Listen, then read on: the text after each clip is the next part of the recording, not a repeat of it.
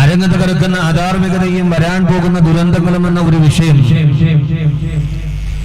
അതിനെക്കുറിച്ച് ഒരാൾ പോലും സംസാരിക്കാതെ തന്നെ ആ ദുരന്തങ്ങൾ നമ്മുടെ കൺമുമ്പിൽ നിൽക്കുന്ന ദാരുണമായ ഒരു അവസ്ഥയിലാണ് നാം നിലനിൽക്കുന്നത്. ഇനി ആ ഇസ്ലാമിക ലോകം അനുഭവിക്കുന്ന ദുരന്ത ചിത്രങ്ങളെ കുറിച്ചൊരു പ്രഭാഷണത്തിന് ആവശ്യമില്ല. മറ്റൊരു വിവരണത്തിന്റെയോ ആമുഖത്തിന്റെയോ ആവശ്യമില്ലാത്ത വിധം സമകാലീന ലോകത്ത് വല്ലാതെ ആ ദുരന്തങ്ങൾ പറന്നു കഴിഞ്ഞു എന്നത് എനിക്ക് നേരത്തെ സംസാരിച്ച ബഹുമാനപ്പെട്ട അയ്യൂബ് ഖാൻ മൽഹരിയും കുറെ ദിവസങ്ങളായി നമ്മുടെ പ്രഭാഷണങ്ങൾ, വെള്ളിയാഴ്ചത്തെ ഖുത്ബ പ്രഭാഷണങ്ങൾ, പൊതുസദസ്സുകൾ,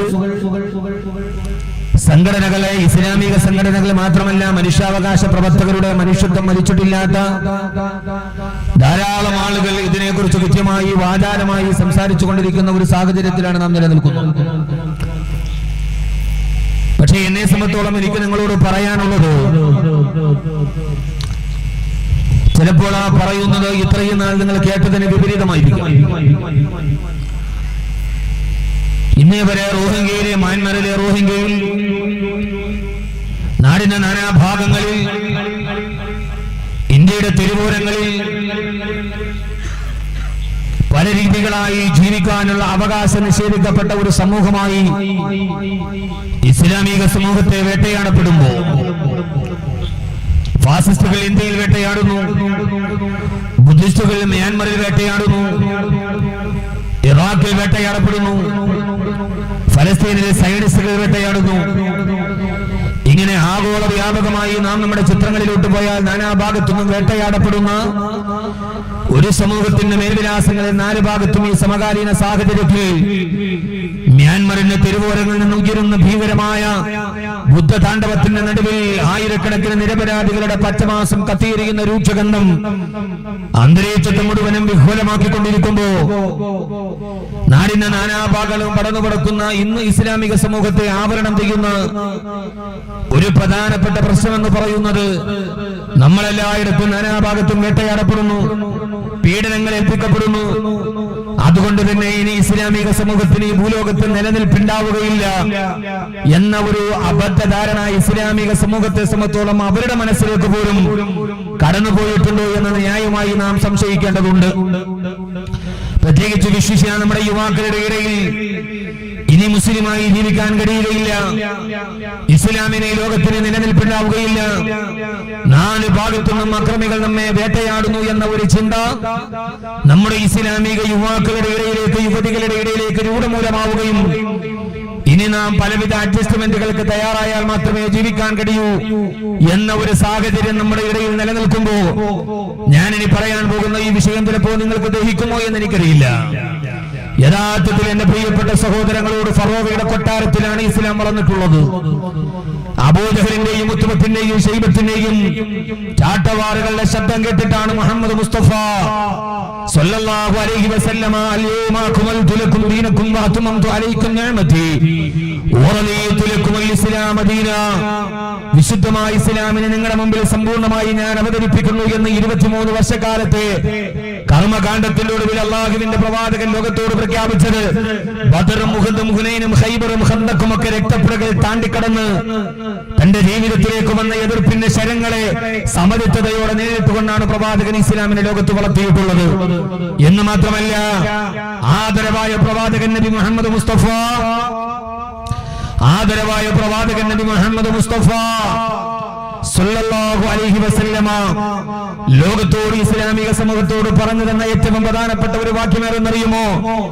ലോകത്തിന്റെ ഏറ്റവും പ്രധാനപ്പെട്ട പ്രതിസന്ധികളുടെ ഇന്ന് നമ്മൾ പറയുന്നത് എന്താണ്? ഫാസിസ്റ്റുകൾ ഇന്ത്യയിൽ, ബുദ്ധിസ്റ്റുകൾ റോഹിംഗ്യയിൽ, സയനിസ്റ്റുകൾ ഫലസ്തീനിൽ എന്ന് വേണ്ട നാനാവിധം ഈ നാല് ഭാഗത്തുനിന്നും വേട്ടയാടപ്പെടുമ്പോ ആ വേട്ടയാടപ്പെടുന്ന അതേ സാഹചര്യത്തെ അള്ളാഹുവിന്റെ വിശുദ്ധമായ ഖുർആൻ ലോകത്തോട് പറഞ്ഞു കൊടുത്ത ഒരു സാഹചര്യമുണ്ട്. ഏത് സാഹചര്യമാണ്? ആ സാഹചര്യം മറ്റൊന്നുമായിരുന്നില്ല. ഓ നബിയേ, ഇത് ജാഊകും മിൻ ഫൗഖികും വമിൻ അസ്ഫല മിൻകും വഇദ സാഗത്തുൽ അബ്സാർ വബലഗത്തുൽ ഖുലൂബുൽ ഹനാജിറ വതളൂന ബില്ലാഹി ളുനൂന ഹുനാലിക മുത്ലിയൽ മുഅ്മിനൂന വസുൽസിലു സിൽസാലൻ ശദീദാ. അള്ളാഹു ചോദിക്കുകയാണ്, നബിയെ, ആദരവായ പ്രവാചകൻ നബി മുഹമ്മദ് മുസ്തഫ സല്ലല്ലാഹു അലൈഹി വസല്ലമയുടെ ഇസ്ലാമിക തത്വസംഹിതയെ ലോകത്തിൽ നിന്ന് വേരോടെ പുറത്തെറിയാൻ മക്കയിലെ മുശ്രിക്കുകളും പേർഷ്യയിലും ഇസ്രയേലുമുള്ള മജൂസികളും യഹൂദികളും അടക്കമുള്ള ഒരു സഖ്യസേന രൂപാന്തരപ്പെടുകയും ഖന്തക്കിന്റെ രണാങ്കണത്തിൽ ആദരവായ പ്രവാചകൻ നബി മുഹമ്മദ് മുസ്തഫ സല്ലല്ലാഹു അലൈഹി വസല്ലമയുടെ നേരെ തകർത്തെറിയാൻ, അപരരായ ഒരു സമൂഹത്തെ തകർത്തെറിയാൻ ശത്രുക്കൾ മുഴുവനും ഒരുമിച്ച് കൂടി സഖ്യകക്ഷികൾ രൂപീകരിക്കുകയും അതിനെയാണ് ഖുർആൻ സൂറത്തുൽ അഹ്സാബ് എന്ന് പിന്നീട് രേഖപ്പെടുത്തിയത്. അഹ്സാബ് എന്ന് പറഞ്ഞാൽ സഖ്യകക്ഷികൾ.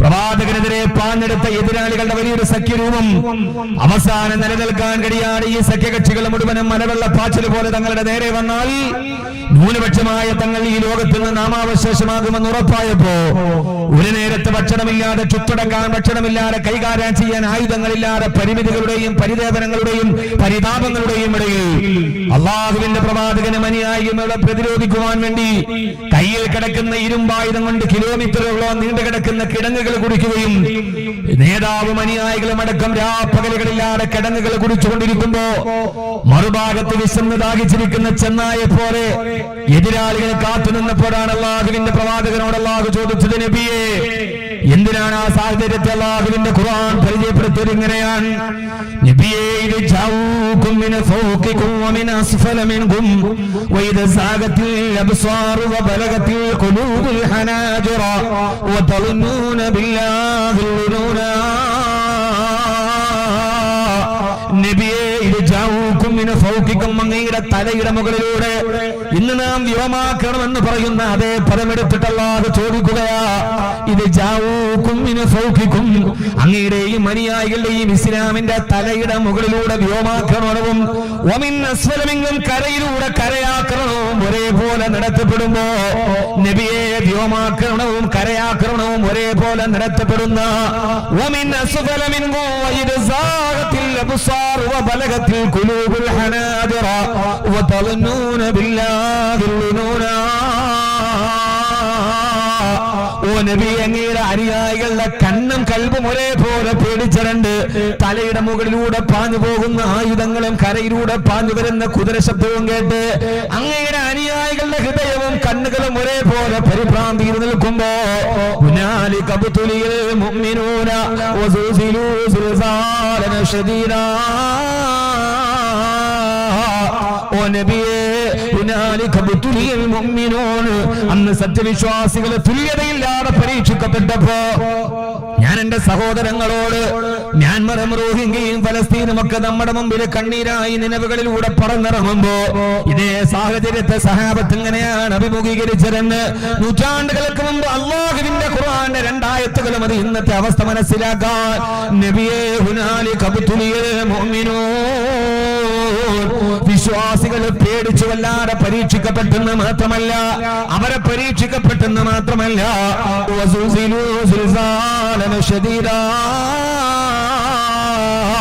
അവര് വല്ലാതെ കിടുങ്ങി വിറച്ചു പോയല്ല നബിയെ. അന്ന് സഹാബത്ത് കിടുങ്ങി വിറച്ചു പോയല്ല നബിയെ. മക്കയും പേർഷ്യയും കിസ്രയും കൈസറും ഒക്കെ നമുക്ക് നേരെ പാഞ്ഞെടുത്തു വരുമ്പോ ആ സഹാബത്ത് പരീക്ഷിക്കപ്പെട്ട് പേടിച്ചു കറഞ്ഞു പോയല്ല നബിയെ. കിടങ്ങുകളിലോട്ട് വലിച്ചു വാരിയിടപ്പെട്ട് മേളിലേക്ക് വന്ന് വീഴുന്ന മണ്ണുമാന്തി യന്ത്രം മണ്ണുവാരിയിടുമ്പോ അവസാനത്തെ നിമിഷം മുന്നിൽ കാണുമ്പോ റോഹിംഗ്യൻ മുസ്ലിമീങ്ങളെ പോലെ അവരും വല്ലാതെ പേടിച്ചു പോയല്ല നബിയെ. ആ സമയത്ത് അല്ലാഹുവിന്റെ പ്രവാചകൻ നബി മുഹമ്മദ് മുസ്തഫ സല്ലല്ലാഹു അലൈഹി വസല്ലമ ചെയ്തതേതെന്ന് നിങ്ങൾക്കറിയുമോ? മുസ്ലിമീങ്ങളായ വിശ്വാസികൾ പേടിച്ചിരണ്ട് നിൽക്കുമ്പോ അള്ളാന്റെ റസൂല് പറഞ്ഞു കൊടുത്തത് അവസാനിക്കാറായി എന്നല്ല, ഇതോടെ തീർന്നു എന്നല്ല, ഇനി നമ്മൾ ഈ ഭൂലോകത്ത് തുടച്ചു മാറ്റപ്പെടുമെന്നല്ല, അതുകൊണ്ട് നിങ്ങൾ വിശ്വാസത്തിൽ നിന്ന് പുറകിലേക്ക് മാറാനല്ല. മുസ്ലിമീങ്ങൾ ഇങ്ങനെ പേടിച്ചുകൊണ്ട് ഈ സഖ്യകക്ഷിയുടെ പടയാളികൾ പാഞ്ഞു വരുമ്പോ അവരെ തടുത്തു നിർക്കാൻ ഒരു കിടങ്ങ് കുടിച്ചുകൊണ്ടിരിക്കുകയാണ്. കിടങ്ങ് കുടിച്ചുകൊണ്ടിരിക്കുമ്പോ ആ സമയത്ത് പട്ടിണിപ്പാവങ്ങളായ സഹാബത്ത് കിടങ്ങ് കുടിക്കാൻ ഇരുമ്പായുധമെടുത്ത് വെട്ടവേ ഒരു കരിമ്പാറ കെട്ടിലേക്ക് പോയിക്കൊണ്ട് കരിമ്പാറ പൊട്ടാൻ കഴിയാതെ ആ പേടിച്ച രണ്ട് സഹാബത്ത് വിശന്നിട്ട് വയറുമായി ഇലാ ഹളറത്ത് റസൂലില്ലാഹ് സല്ലല്ലാഹു അലൈഹി വസല്ലമ അല്ലാഹുവിന്റെ റസൂലിന്റെ അടുക്കൽ നിന്നിട്ട് പറഞ്ഞു, നബിയേ യാ റസൂലല്ലാഹ്, പട്ടികാലത്താല് ഭക്ഷണം കഴിക്കാനൊന്നുമില്ലാതെ പട്ടിണി കിടന്നിട്ട് ഇരുമ്പായുധമെടുത്ത് കല്ലിൽ വെട്ടിയിട്ട് പൊട്ടുന്നില്ല നബിയേ എന്ന് അനുയായികൾ വിശന്ന് പറഞ്ഞപ്പോ നബിയെ ഇത് കണ്ടോ എന്ന് പറഞ്ഞു നോക്കുമ്പോ അവര് വയറ്റില് കല്ല് കെട്ടിവെച്ചിരിക്കുകയാണ്. ഹബീബായ നബി തങ്ങൾ പറഞ്ഞു, സഹാബാ ഞാനും വ്യത്യസ്തനല്ലെന്ന് പറഞ്ഞ് നേതാവ് തന്റെ ശരീരത്തെ മറച്ചിരിക്കുന്ന വസ്ത്രാന്തരങ്ങൾ പൊക്കവേ അള്ളാന്റെ റസൂലിന്റെ വയറ്റിൽ 2 കല്ല് കെട്ടിവെച്ചിരിക്കുകയാണ്. എത്രയോ നാളുകൊണ്ട് നമ്മൾ കേട്ടുപടകിയ ചരിത്രമാണിത് മുഅ്മിനീങ്ങളെ. എന്റെ പ്രിയപ്പെട്ട ചെറുപ്പക്കാരാ, എന്തിനാണ് വയറ്റിൽ കല്ല് കെട്ടിവെച്ചതെന്നറിയുമോ? വിശന്ന് പറഞ്ഞപ്പോ കല്ല് വയറ്റിൽ കെട്ടിവെച്ചാൽ എന്ത് പ്രയോജനമാണുള്ളത്? ആ കല്ലുകൊണ്ട് വിശപ്പ് മാറില്ലല്ലോ. എന്തിനാണെന്നറിയുമോ മുസ്ലിം ചെറുപ്പക്കാരാ? വയറ് വല്ലാതെ ഭക്ഷണം കഴിക്കാതെ വയറൊട്ടിപ്പോയാല് മെല്ലെ നടുവങ്ങ് കുനിഞ്ഞു പോകും മറ്റുള്ളവരുടെ മുമ്പിൽ. പട്ടിണി കിടന്നാലും നടു വളയാതിരിക്കാനാണ് വയറ്റിലേക്ക് വയറ്റിലേക്ക് കല്ല് കെട്ടിവെച്ചിട്ട് പട്ടിണി കിടന്നാലും മറ്റൊരു തന്നെ മുമ്പിൽ തലകുറിച്ച് നിൽക്കുകയില്ലെന്ന് നടു നിവർന്ന് നിൽക്കാൻ വേണ്ടിയാണ് 14 നൂറ്റാണ്ടുകൾ മുമ്പ് ലോകത്തിന്റെ പ്രവാചകന് പ്രതിസന്ധിയുടെ തീക്ഷ്ണമായ കനൽപ്പതങ്ങളുടെ മുമ്പിൽ അള്ളാന്റെ റസൂല് വയറ്റിൽ കല്ല് കെട്ടിവെച്ചതെങ്കിൽ ഇല്ല മറ്റൊരുത്തന്റെ മുമ്പിൽ ശത്രുവിന്റെ മുമ്പിൽ തലകുനിക്കുകയില്ല. തലകുനിഞ്ഞെന്നവന് തോന്നുക പോലും ചെയ്യാതിരിക്കാൻ വയറ്റിലെ കല്ല് കെട്ടിവെച്ചുകൊണ്ടിരിക്കുമ്പോഴാണ് അള്ളാന്റെ റസൂൽ ഇരുമ്പായുധം കയ്യിലെടുക്കുന്നത്. എവിടെയാണ് സ്വഹാബ? ആ കല്ലിലേക്ക് പോയി ഇരുമ്പായുധം കൊണ്ട് ആഞ്ഞു വെട്ടുന്ന സമയം ഇരുമ്പ് പോയി കരിങ്കല്ലിൽ സ്പർശിച്ചപ്പോ സ്വാഭാവികമായിട്ട് തീ പിടിച്ചു തരാൻ തുടങ്ങി. ഭക്ഷണം കഴിക്കാനില്ലാതെ തളർന്നവസരായി നിൽക്കുന്ന എതിരാളികളുടെ വായിൽ പെട്ടു നിൽക്കുന്ന അനുയായികളോട് അള്ളാന്റെ റസൂൽ പറഞ്ഞതെന്നറിയോ സഹാബാ? നിരാശപ്പെടുന്ന സഹാബ, ഈ ചിതറുന്ന തീപ്പൊരി ഏതെന്നറിയുമോ? അറിയില്ല നബിയേ. ഇത് കിസ്രയുടെ ഖജനാമാണ് സഹാബ. രണ്ടാമതും എടുത്തു വെട്ടി രണ്ടാമതും തീപ്പൊരി ചിതറിയപ്പോ ഇതേതെന്നറിയുമോ? ഇത് കൈസറിന്റെ ഖജനാമാണ് സഹാബ. എന്റെ പ്രിയപ്പെട്ട ചെറുപ്പക്കാരോട് റോഹിംഗ്യ പറഞ്ഞു പതറാനല്ല, ഫലസ്തീൻ കെട്ടിട്ട് തിരിഞ്ഞു നടക്കാനല്ല. പട്ടിണിയിലും പരിവട്ടത്തിലും പരീക്ഷണത്തിൽ നിൽക്കുമ്പോ ശുഭാപ്തി വിശ്വാസത്തിന്റെ വൃത്താന്തങ്ങൾ പറഞ്ഞിട്ടാണ് ഹബീബായ നബി തങ്ങൾ ഈ ഉമ്മത്തിനെ മുമ്പോട്ട് നടത്തിയത്. ഒരു റോഹിംഗ്യയിൽ അവസാനിക്കുകയില്ല, ഒരു ഫലസ്തീനിൽ അവസാനിക്കുകയില്ല, ഒരു പശുവിന്റെ പേരിൽ തല്ലിക്കൊന്നാൽ അവസാനിക്കുകയില്ല. പട്ടിണി പാവങ്ങൾ കല്ല് വെട്ടാൻ പോലും സമയമില്ലാതിരുന്ന ശേഷിയില്ലാതിരുന്ന കാലത്താണ്. നിങ്ങൾ തളരരുത്, അവസാന വിജയം നിങ്ങൾ കാണുന്ന അല്ലാഹുവിന്റെ ഈ ദീനത്തുമെന്ന് കിസ്രയുടെ ഖജനാവിന്റെ പുറകിൽ റോമിന്റെ പതാകയുടെ മുകളിൽ തക്ബീറിന്റെ പതാക ഉയരുമെന്ന് അള്ളാന്റെ റസൂല് പറഞ്ഞിരുന്നുവല്ലോ. കിസ്ര തകർന്നുവല്ലോ, പേർഷ്യയുടെ മുകളിൽ ഇസ്ലാം ചൈത്രയാത്ര നടത്തിയല്ലോ.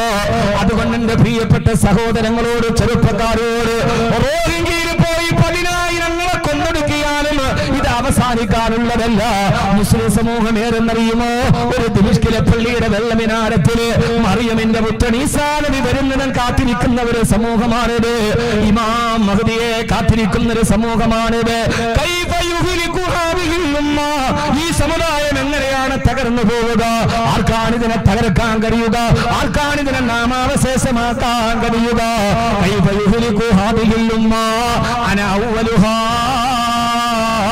والمهدي وسطها وعيسى آخرها. ആരാണ് ഈ സമുദായത്തെ തകർക്കാൻ കഴിയുക? ആദം നബിയിൽ നിന്ന് ഹിറാഖുവയിൽ നടന്ന് യൂറോപ്പിന്റെ മലമടക്കുകളെയും പരിഷ്കാരികളാക്കി നന്മയുടെ മനുഷ്യത്വത്തിന്റെ വക്താക്കളാക്കി ലോക ചരിത്രത്തിന്റെ മുകളിലൂടെ നടന്നു പോയ ഈ സമുദായത്തെ ഈ ലോകത്തിന്റെ പരിവർത്തനത്തിന് പടപ്പുറപ്പാട് നാട്ടിയ, ഈ ലോകത്തിന് നാഗരികത പഠിപ്പിച്ചു കൊടുത്ത, ഈ ലോകത്തിന് നന്മയെ നിന്ന് പഠിപ്പിച്ചു കൊടുത്ത, ഈ ലോകത്തിന് ശ്ലീലവും അശ്ലീലവും നമ്മിൽ വേർതിരിക്കാൻ പഠിപ്പിച്ചു കൊടുത്ത, മനുഷ്യരാണ് വരുന്ന ലോകത്തോട് പ്രഘോഷണം ചെയ്തു കൊടുക്കാൻ പഠിപ്പിച്ചു കൊടുത്ത ഈ പ്രസ്ഥാനത്തെ ആരാണ് തകർക്കാൻ കഴിയുക? ആർക്കാണ് തകർക്കാൻ കഴിയുക? അനൗവലുക, ഞാനാണ് ഇതിന്റെ ആദ്യത്തിൽ നിന്നത്. വൽമഹ്ദി വസ്തുഹാ, മഹ്ദിയാണ് ഇതിന്റെ മധ്യഭാഗത്ത് വന്നത്. വഈസാ ആഖിറുഹാ, മറിയമിന്റെ പുത്രൻ ഈസയാണ് ഈ സമുദായത്തിന് അവസാനം വന്നത്. അതുകൊണ്ട് എന്റെ പ്രിയപ്പെട്ട സഹോദരങ്ങളോട് സഹോദരിമാരോട് അല്ലാഹുവിന്റെ റസൂൽ നബി മുഹമ്മദ് മുസ്തഫ, ആദരവായ പ്രവാചകൻ നബി മുഹമ്മദ് മുസ്തഫ സല്ലല്ലാഹു അലൈഹി വസല്ലം പഠിപ്പിച്ചു തന്നത് പ്രതിസന്ധികളുടെ നടുവ് പ്രത്യാശയുടെ വർത്തമാനം പറഞ്ഞിട്ടാണ് മുത്ത് മുസ്തഫ പ്രബോധനം നടത്തിയത്. അതുകൊണ്ട് എന്റെ സഹോദരങ്ങളോട് അതുകൊണ്ടാണ് ഞാൻ പറഞ്ഞത്. ഞാൻ പറയുന്ന ഭാഷ നിങ്ങൾക്ക് മനസ്സിലാകുമോ എന്നറിയില്ല.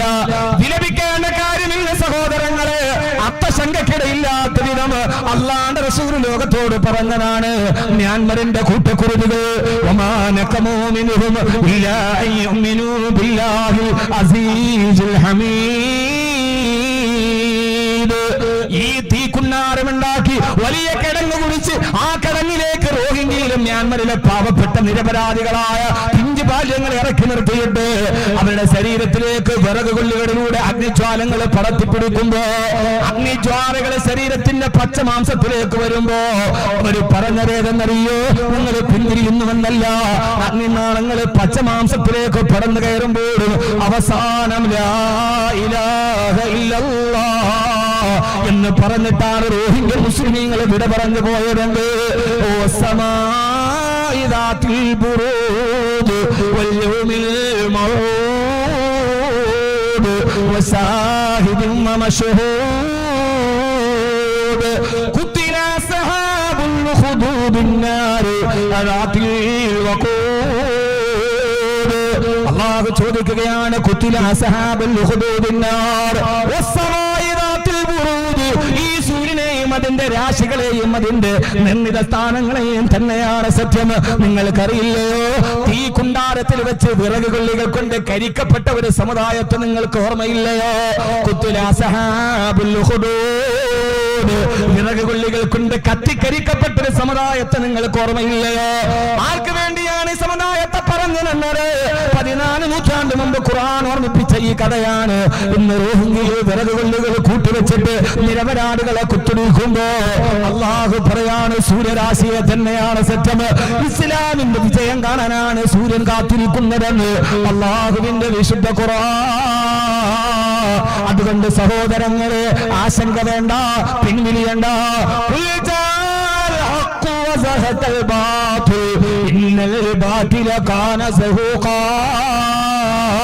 സത്യം പുലരാനുള്ളതാണ്, അസത്യം തകരാനുള്ളതാണ്. അസത്യം തകരുക തന്നെ ചെയ്യുമെന്ന്. ഇന്നൽ ബാതില കാന സഹൂഖാ. ഈ അസത്യം തകരാനുള്ളതാണ്. അല്ലാഹു നമുക്ക് ബോധം തരട്ടെ, അല്ലാഹു നമുക്ക് ബോധം തരട്ടെ. മ്യാൻമറിൽ കൊന്നൊടുക്കിയാലും ഫലസ്തീനിൽ കൊലക്കത്തിക്ക് ഉപയോഗപ്പെടുത്തിയാലും വീട്ടിലിരിക്കുന്ന തട്ടമിട്ട മുസ്ലിം പെണ്ണുങ്ങളെ വിളിച്ചിറക്കി കൊണ്ടുപോയി ചാത്തിയാലും ആശങ്കയില്ല സഹോദരങ്ങളെ. ഒരു ഭാഗത്ത് തകർക്കുമ്പോൾ മറുഭാഗത്ത് വളരുകയാണ്. അല്ലാഹു നമുക്ക് ആശങ്കപ്പെടേണ്ടതില്ല. നമ്മൾ എന്തിനാ ആശങ്കപ്പെടണം? പ്രതിസന്ധിയുടെ നടുവിൽ പ്രത്യാശയുടെ വർത്തമാനം പഠിപ്പിച്ചിട്ടാണ് റസൂലുള്ളാഹി സ്വല്ലല്ലാഹി അലൈഹി വസല്ലം ഉമ്മത്തിനെ മുമ്പോട്ട് കൊണ്ടുപോയത്. നമ്മൾ വിചാരിച്ചു ഇതോടെ തീർന്ന്, ഇനി മുസ്ലിം ആവാൻ പറ്റൂല, ഇനി ജീവിക്കാൻ പറ്റൂല, അങ്ങനെയാണ് ഇങ്ങനെയാണ്. ഒരു ഭാഗത്ത് തകർക്കട്ടെ. കൊടിഞ്ഞിയിലെ ഫൈസലിനെ കൊന്നപ്പോ ഫൈസലിന്റെ വീട്ടിൽ 8 പേര് മുസ്ലിമായി. ഒന്നിനെ കൊന്നപ്പോ 8 മടങ്ങായി. കൊടിഞ്ഞിയിലെ ഫൈസലിനെ കൊന്നപ്പോ, ഒരാളെ കൊന്നപ്പോ 8 പേരാണ് അവിടെ നിന്ന് ഇസ്ലാമിലേക്ക് വന്നത്. ഇത് സത്യം എന്ന് പറയുന്നത് ഒരാദർശമാണ്. അതിനെ മുടിവെക്കാൻ നടത്താൻ കഴിയില്ല. ഈ അടുത്ത സമയത്ത് നിങ്ങളുടെയൊക്കെ ഒരു പ്രശ്നം എന്താ? ഇപ്പൊ ഫേസ്ബുക്കിലൊക്കെ വാർത്ത എന്താ? അവിടെ അത് കൃത്യമായി ഫേസ്ബുക്കിൽ കാണുന്ന വാർത്തകളെ കുറിച്ച് നമ്മൾ അതിന്റെ സത്യാവസ്ഥ അന്വേഷിക്കും. ഇതൊരു ഒരു ഇസ്ലാമോ ഫോബിയുടെ ഭാഗമായിട്ടുണ്ടാകുന്ന ഒരു പ്രോപ്പഗണ്ടയാണിത്. ചൈനയിൽ ഇസ്ലാം നിരോധിച്ചു, കംബോഡിയയിൽ പള്ളി കയറാനും അതില്ല, അവിടെയില്ല ഇവിടെയില്ല. ഫേസ്ബുക്കിൽ ഇങ്ങനെ വാർത്തകൾ വരുവാൻ. ആരാണ് പറഞ്ഞത്? കഴിഞ്ഞ റമളാനിൽ ചൈനയുടെ പ്രസിഡന്റ് നിസ്കരിക്കുന്ന പള്ളിയിൽ പോയിട്ട് ഇറങ്ങി വരുന്ന ഫോട്ടോയാണ് കണ്ടത്. നാനാഭാഗത്തും വ്യാജമായ പ്രചരണങ്ങൾ. ഇതൊരു ഇസ്ലാമോ ഫോബിയുടെ പ്രോപ്പഗണ്ടയാണ്. നമ്മളതിന് വീണു പോകരുത്. ജർമ്മനിയിൽ നിന്നൊരു ചെറുപ്പക്കാരൻ എടുത്ത സമയത്ത് എന്നെ വിളിച്ചു. അവൻ മലപ്പുറം ജില്ലക്കാരനാണ്. എന്നെ വിളിച്ചിട്ട് പറഞ്ഞു, ഉസ്താദേ, ഞാൻ മലപ്പുറം ജില്ലക്കാരനാണ്, MBA ഒക്കെ പഠിക്കുന്നുണ്ട്, ചെറിയൊരു ബിസിനസ് ചെയ്യുന്നുണ്ട്. എന്നോട് ചോദിച്ചു, ഉസ്താദ് പ്രസംഗമൊക്കെ കേൾക്കാറുണ്ട്, അങ്ങനെ സംസാരിച്ചപ്പോൾ ഞാൻ വെറുതെ ജർമ്മനി നിലവിളിക്കാൻ ആ കുട്ടിയോട് ചോദിച്ചു, മോനെ എന്താ അവിടുത്തെ അവസ്ഥകൾ എന്താ, ഇസ്ലാമിന്റെ മുസ്ലിമീങ്ങളുടെ അവസ്ഥ എന്താ? നമുക്കിപ്പോൾ ഏതായാലും അവിടെ നമ്മൾ പോയിട്ടില്ലല്ലോ. ആ സമയത്ത് ആ കുട്ടി, മലപ്പുറംകാരനായ കുട്ടി, അവിടെ പഠിക്കുന്ന കുട്ടി എന്നോട് പറഞ്ഞു, ഉസ്താദെ ഓരോ ലോഹർ നിസ്കാരം, 5 വക്കത്ത് നിസ്കാരത്തിനും പള്ളിയിൽ പോയാൽ ജർമ്മനിയിലെ പള്ളിയിൽ ഏറ്റവും കുറഞ്ഞ 2-3 പേരെങ്കിലും ഇസ്ലാമിലേക്ക് സ്വീകരിക്കാൻ കാത്തു നിൽക്കുന്നുണ്ടാവും. അവിടുത്തെ ഇമാമിന് വലത്തോട്ട് സലാം വീട്ടി ഇടത്തോട്ട് സലാം വീട്ടി കഴിഞ്ഞാൽ പിന്നെ അടുത്ത ജോലി ജർമ്മനിയിലെ പള്ളിയിലെ ഇമാമിന് കാത്തു നിൽക്കുന്ന ആളുകൾക്ക് ഷഹാദത്ത് കലിമ പറഞ്ഞു കൊടുക്കലാണ്. നമ്മുടെ നാട്ടിലെ പള്ളിയിലെ ഇമാമിന് സലാം വീട്ടി അവിടെ ജോലി എന്താ? ജുമയ്ക്ക് ഇപ്പൊ സലാം വിട്ട് അസ്സലാമു അലൈക്കും വറഹ്മത്തുള്ളാഹി, ഒരാൾ മോളെ കെട്ടിക്കാൻ വേണ്ടി ബക്കറ്റുമായിട്ട് വെളിയിൽ നിൽക്കുന്നുണ്ട്, കഴിയുന്നവരൊക്കെ സഹായിക്കണം. നമ്മുടെ പള്ളിയിലെ ജോലി, ഇമാമിന്റെ ജോലി എന്താ? മിക്ക പള്ളിയിൽ തന്നെയാണ് അവസ്ഥ. നമ്മുടെ മഹലിലെ പള്ളിയിലെ ഒരു കുട്ടിയെ കെട്ടിക്കാൻ വേണ്ടി ഏതോ മഹലിലെ ഒരു പെണ്ണ് ഇവിടെ വന്ന് നിൽപ്പുണ്ട്. എന്റെ പൊന്നു സമുദായമേ, പെണ്ണുങ്ങൾ പോലും മക്കളെ കെട്ടിക്കാൻ പള്ളിക്കോലായിൽ വെള്ളിയാഴ്ച തുണി വിരിക്കുന്ന ഒരവസ്ഥ. ഓരോ മഹല്ലുകളും തീരുമാനിച്ചത് അവസാനിപ്പിക്കാൻ പറ്റൂലേ? അപ്പൊ കണ്ടത്തറ മഹലിലെ പ്രസിഡന്റ് ഇവിടെ ഇരിപ്പുണ്ട്. ഞാൻ നിങ്ങളെ അഭിനന്ദിക്കുന്നു. കാരണം എന്താണെന്നറിയോ, അദ്ദേഹം തൊടുപുഴ കാരാമ്പൂരുകാരനാണ്, ഞങ്ങൾ രണ്ടുപേരും ഒരേ നാട്ടുകാരാണ്. അദ്ദേഹം ഇവിടെ വന്നിട്ട് ഈ ജമാഅത്തിന്റെ പ്രസിഡന്റ് ആകണം. എവിടുന്നോ വന്ന ഒരാള് ഒരു ജമാഅത്തിന്റെ പ്രസിഡന്റ് ആവണമെങ്കിൽ ആ നാട്ടിലെ ആളുകൾക്ക് വലിയ ഹൃദയവിശാലത ഉണ്ടാവും. അതെ, മറ്റേ കാലാമ്പൂർ ഷാഫി, ഇത് കൊല്ലം ഷാഫി പോലെ. ഓക്കെ. അപ്പോ ഈ പറഞ്ഞ ഞാൻ എന്റെ നാട്ടിൽ പ്രസിഡന്റായി, പിന്നെ വൈസ് പ്രസിഡന്റായി, പിന്നെ ഇപ്പൊ എന്താ കാരാളി കോണത്ത് എവിടെയെന്ന് വന്നവരെയൊക്കെ സ്വീകരിക്കണമെങ്കിൽ ഒരു വലിയ വിശാല മനസ്കത വേണ്ടേ? നമ്മുടെ മഹല്ലിൽ ഒരു മഹല്ല് കമ്മിറ്റി തീരുമാനിച്ചാൽ, ആ മഹല്ലില് സമ്പന്നരായ ആളുകൾ തീരുമാനിച്ചാൽ മതി, ആ മഹല്ലിൽ കൃത്യമായ കാര്യങ്ങൾ നടക്കും. അവര് കൃത്യമായി സക്കാത്ത് കൊടുത്താൽ മാത്രം മതി, വേറൊന്നും ചെയ്യണ്ട. ഇത് പറയുന്ന ആർക്ക് ഇഷ്ടമല്ല. ഓരോ മഹല്ലിലെയും സമ്പന്നർ അവിടെ കൃത്യമായ സക്കാത്ത് കൊടുത്താൽ മാത്രം മതി ആ നാട്ടിലെ ദാരിദ്ര്യം ഇല്ലാതാവാൻ. ഇത് നമ്മുടെ ജോലി എന്താ? നമ്മുടെ മഹലിൽ ഒരു പാവപ്പെട്ട പെൺകുട്ടി ഉണ്ടെങ്കിൽ അവളെ കെട്ടിക്കാൻ വേണ്ടി വേറൊരു മഹലിലെ പള്ളിയിൽ പോയി തുണി വിരിക്കേണ്ട ഒരു കാര്യമില്ല. കൃത്യമായി സക്കാത്ത് കൊടുക്കുക. ആ നാട്ടിലെ ആളുകൾ അവരെ അമിതമായ ധൂർത്തുകൾ ഒഴിവാക്കുക. ഒരു വീട്ടിലെ കല്യാണത്തിന് നടത്തുന്ന അമിതമായ ധൂർത്തുകൾ, ആ ധൂർത്തുകൾ അനാവശ്യമായത് ഒഴിവാക്കി നമ്മുടെ നാട്ടിലെ സാധുക്കളെ സഹായിക്കാനുള്ള ബാധ്യത മഹല്ല് കമ്മിറ്റികൾ, മഹലിലെ പൊതുപ്രവർത്തകർ, മഹലിലെ സമ്പന്നർ ഇവരേറ്റെടുക്കും. അള്ളാഹു തൗഫീഖ് നൽകി അനുഗ്രഹിക്കട്ടെ. അള്ളാഹു തൗഫീഖ് നൽകി അനുഗ്രഹിക്കട്ടെ. എന്താ അതിനെന്താ ആമീൻ പറയാത്തെ? നിസ്കാരത്തിന്റെ കാര്യം പറഞ്ഞാൽ എല്ലാവർക്കും വലിയ സന്തോഷമാണ്. കാരണം അവനവൻ ചെയ്താൽ മതിയല്ലോ. സക്കാത്ത് കൊടുക്കുന്ന കാര്യം പറഞ്ഞാൽ ആമീൻ പറയില്ല, കാരണം ഇത് വേറൊരുത്തർ കൊടുക്കേണ്ടതാണ്. സക്കാത്ത് കൊടുക്കാൻ തൗഫീഖ് കിട്ടുന്ന ഒരു തൗഫീഖ് ആർക്കും വേണ്ട. കാരണം എങ്ങനെയുള്ള സ്വീകരിച്ച പോക്കറ്റിലൊക്കെ എടുത്ത് മറ്റൊരുത്തരം കൊടുത്തേണ്ടി വരും. സക്കാത്ത് ഇസ്ലാമിന്റെ ഏറ്റവും പ്രധാനപ്പെട്ട ഫർളാണ്. അത് കൊടുക്കാത്തവൻ മുസ്ലിമല്ല, അവൻ ഇസ്ലാമിൽ നിന്ന് വെളിയിലാണ്. ഇസ്ലാം കാര്യത്തിൽ ഏറ്റവും പ്രധാനപ്പെട്ട സക്കാത്ത് എന്ന് പറയുന്നത് ഏറ്റവും പ്രധാനപ്പെട്ട ഇസ്ലാമിന്റെ അടിസ്ഥാനപരമായ പ്രമാണമാണ്. നമസ്കാരം പോലെ, റമളാനിലെ നോമ്പ് പോലെ, ഹജ്ജ് പോലെ ഏറ്റവും പ്രധാനപ്പെട്ട ഒന്നാണ് സക്കാത്ത്. ഒന്നുകൂടി ഞാൻ തെളിച്ചു പറയുന്നു, ഒരു സമൂഹത്തിന് എപ്പോഴും 2 ശുദ്ധി ആവശ്യമാണ്. ഒന്ന് സാമ്പത്തിക വിശുദ്ധി, മറ്റൊന്ന് ലൈംഗിക വിശുദ്ധി.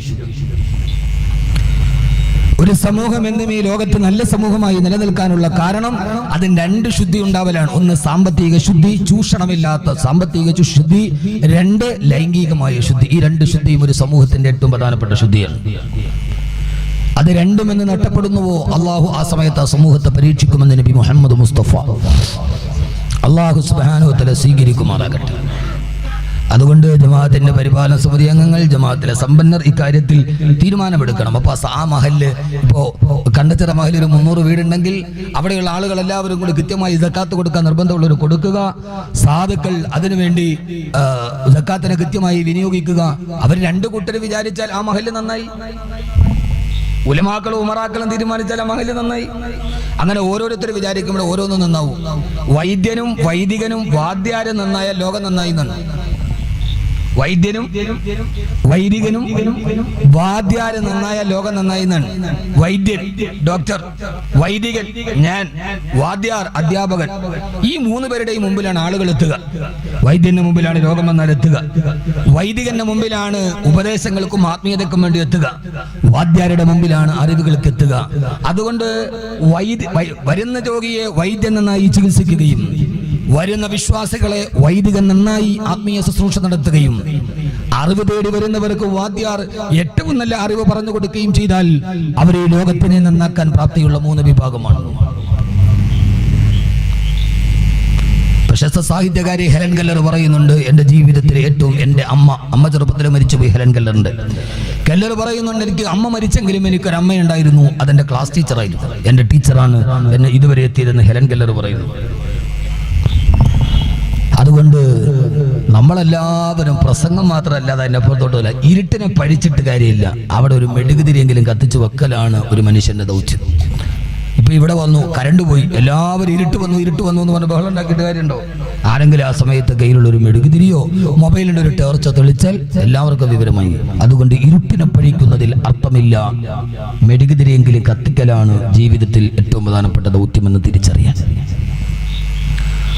അള്ളാഹു നമ്മളെ എല്ലാവരെയും ആ രീതിയിൽ അള്ളാഹു നൽകി അനുഗ്രഹിക്കുമാറാകട്ടെ. ജീവിതത്തിൽ അള്ളാഹു എല്ലാവിധ ബറക്കത്തും അള്ളാഹു നൽകി അനുഗ്രഹിക്കുമാറാകട്ടെ. അതുകൊണ്ട് സഹോദരങ്ങളെ, നാനാഭാഗത്തടക്കുന്ന പീഡനങ്ങളും പ്രയാസങ്ങളും ഒക്കെ വന്നിട്ട് നമ്മൾ നിരാശപ്പെടേണ്ട കാര്യമില്ല. നമ്മെ സംബന്ധിച്ച് പ്രതിസന്ധിയുടെ നടുവിലാണ് ഇസ്ലാം എന്നും വളർന്നത്. അതുകൊണ്ട് ആ പ്രതിസന്ധിയുടെ നടുവിൽ നമ്മൾ ഏറ്റവും നല്ലവരായി മാറുക എന്നതാണ് ഏറ്റവും പ്രധാനപ്പെട്ട പ്രശ്നം. പ്രതിസന്ധികൾ ഒരു ഭാഗത്ത് നിൽക്കുമ്പോൾ നമ്മൾ ആരാണ്? പേർഷ്യയും കിസ്രയും റോമയും മക്കയും ഒക്കെ ഒന്നിച്ചാക്രമിക്കുമ്പോഴും അവരെ പ്രതിരോധിക്കാൻ ഒരു ഉമർ ഉണ്ടായിരുന്നു, അലി ഉണ്ടായിരുന്നു റളിയല്ലാഹു അൻഹു. നമുക്കാരാ ഉള്ളത്? മഹാനായ CH ഒരു കാലത്ത് ചന്ദ്രികയിൽ ഒരു ലേഖനം എഴുതി. അദ്ദേഹത്തിന്റെ ജീവിത കാലഘട്ടത്തിൽ CH മുഹമ്മദ് കോയ സാഹിബ് അദ്ദേഹം ഒരു ലേഖനം എഴുതി. ആ ലേഖനത്തിന്റെ ഹെഡിങ് ഇങ്ങനെയാണ്: സമുദായത്തിന്റെ തലപ്പത്തിരിക്കാൻ ആളില്ല. ചൂടുള്ളൂ. ആ ലേഖനത്തിന്റെ ഹെഡിങ് ഇങ്ങനെയാണ്: സമുദായത്തിന്റെ തലപ്പത്തിരിക്കാൻ ആളില്ല.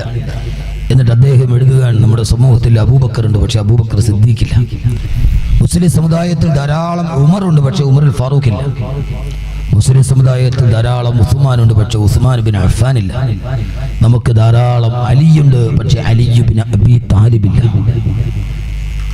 യഥാർത്ഥത്തിൽ അദ്ദേഹത്തിന്റെ വാക്കുകൾ ചിന്തനീയമാണ്. ഒരു രാഷ്ട്രീയ പാർശ്വവൽക്കരണത്തിന്റെ പേരിലൊന്നുമല്ല ഞാൻ പറയാം. എന്നെ സംബന്ധിച്ചോളം എനിക്കൊരു വിശാലമായ കാഴ്ചപ്പാടുള്ള ആളാണ്. ഇപ്പൊ CH പേര് വന്ന പിന്നെ ഇപ്പൊ ഒരു പച്ചരാഷ്ട്രീയമാണെന്ന് കരുതണ്ട. നമുക്ക് മൊത്തം ഭയങ്കര കുടുസാണ്, ചിന്താഗതി ഭയങ്കര കുടുസ്, ആർക്കും വിശാലതയില്ല. എല്ലാം പണ്ട് ഞാനും എൻ്റെ ഭാര്യയും ഒരു തട്ടാനും എന്ന് പറഞ്ഞ സങ്കല്പം. ഇപ്പൊ തട്ടാനേം തട്ടിക്കളഞ്ഞ് ഞാനും എൻ്റെ ഭാര്യയും മാത്രമേ. പണ്ട് പഴപടി പറയുന്നത് ഞാനും ഭാര്യയും എൻ്റെ തട്ടാനും എന്നാണ്. ഇപ്പൊ തട്ടാനേം തട്ടി, ഇപ്പൊ ഞാനും ഭാര്യയും. ഇപ്പൊ ഭാര്യയും വേണ്ട, പോണ വഴിക്ക് വിഷം ഒഴിച്ചു കൊടുക്കും. ഭർത്താവിനെ വേണ്ടി ഇപ്പൊ അവനവൻ മാത്രം സെൽഫിയായി, അങ്ങനെ മനുഷ്യൻ സെൽഫിഷായി മാറുകയാണ്. ഹൃദയത്തിന് വിശാലത ഉണ്ടാവണം. അതില്ലാത്തടത്തോളം കാലം മനുഷ്യൻ വിശാലമാകൂല.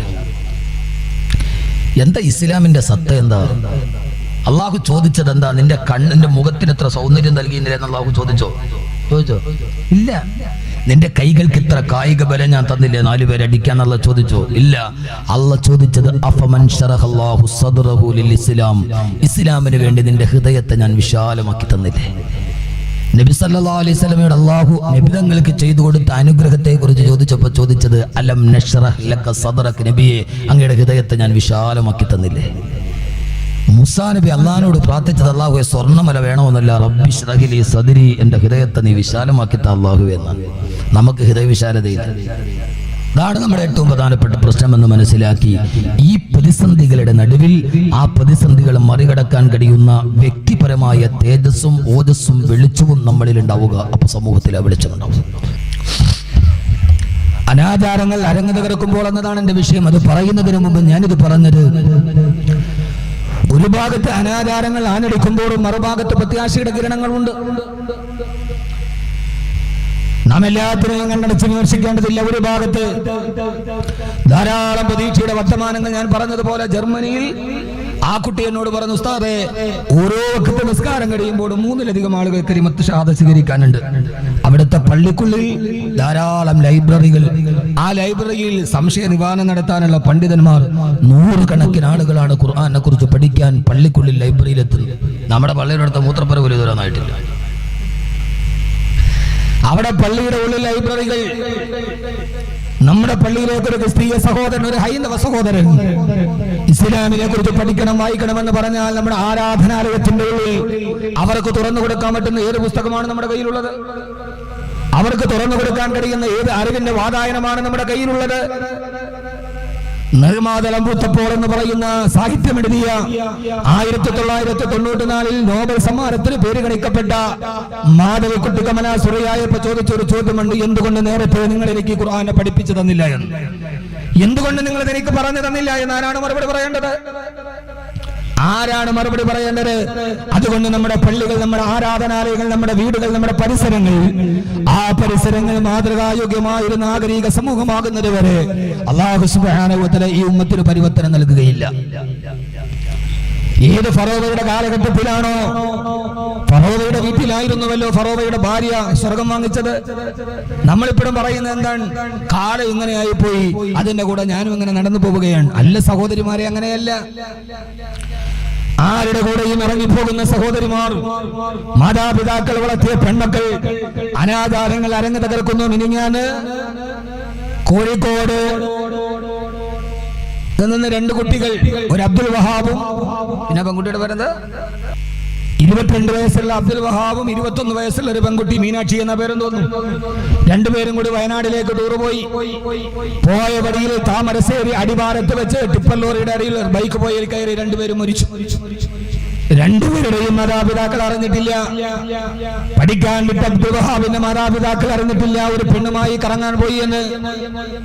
കാനറ ബാങ്കിലെ സീനിയർ അക്കൗണ്ടന്റായ മീനാക്ഷിയുടെ പിതാവ് അറിഞ്ഞിട്ടില്ല. രാവിലെ മുത്തം കൊടുത്ത് താൻ പറഞ്ഞു വിട്ട് തന്റെ മോൾ വേറെ ചെറുപ്പക്കാരന്റെ കൂടെ പോയി എന്ന്.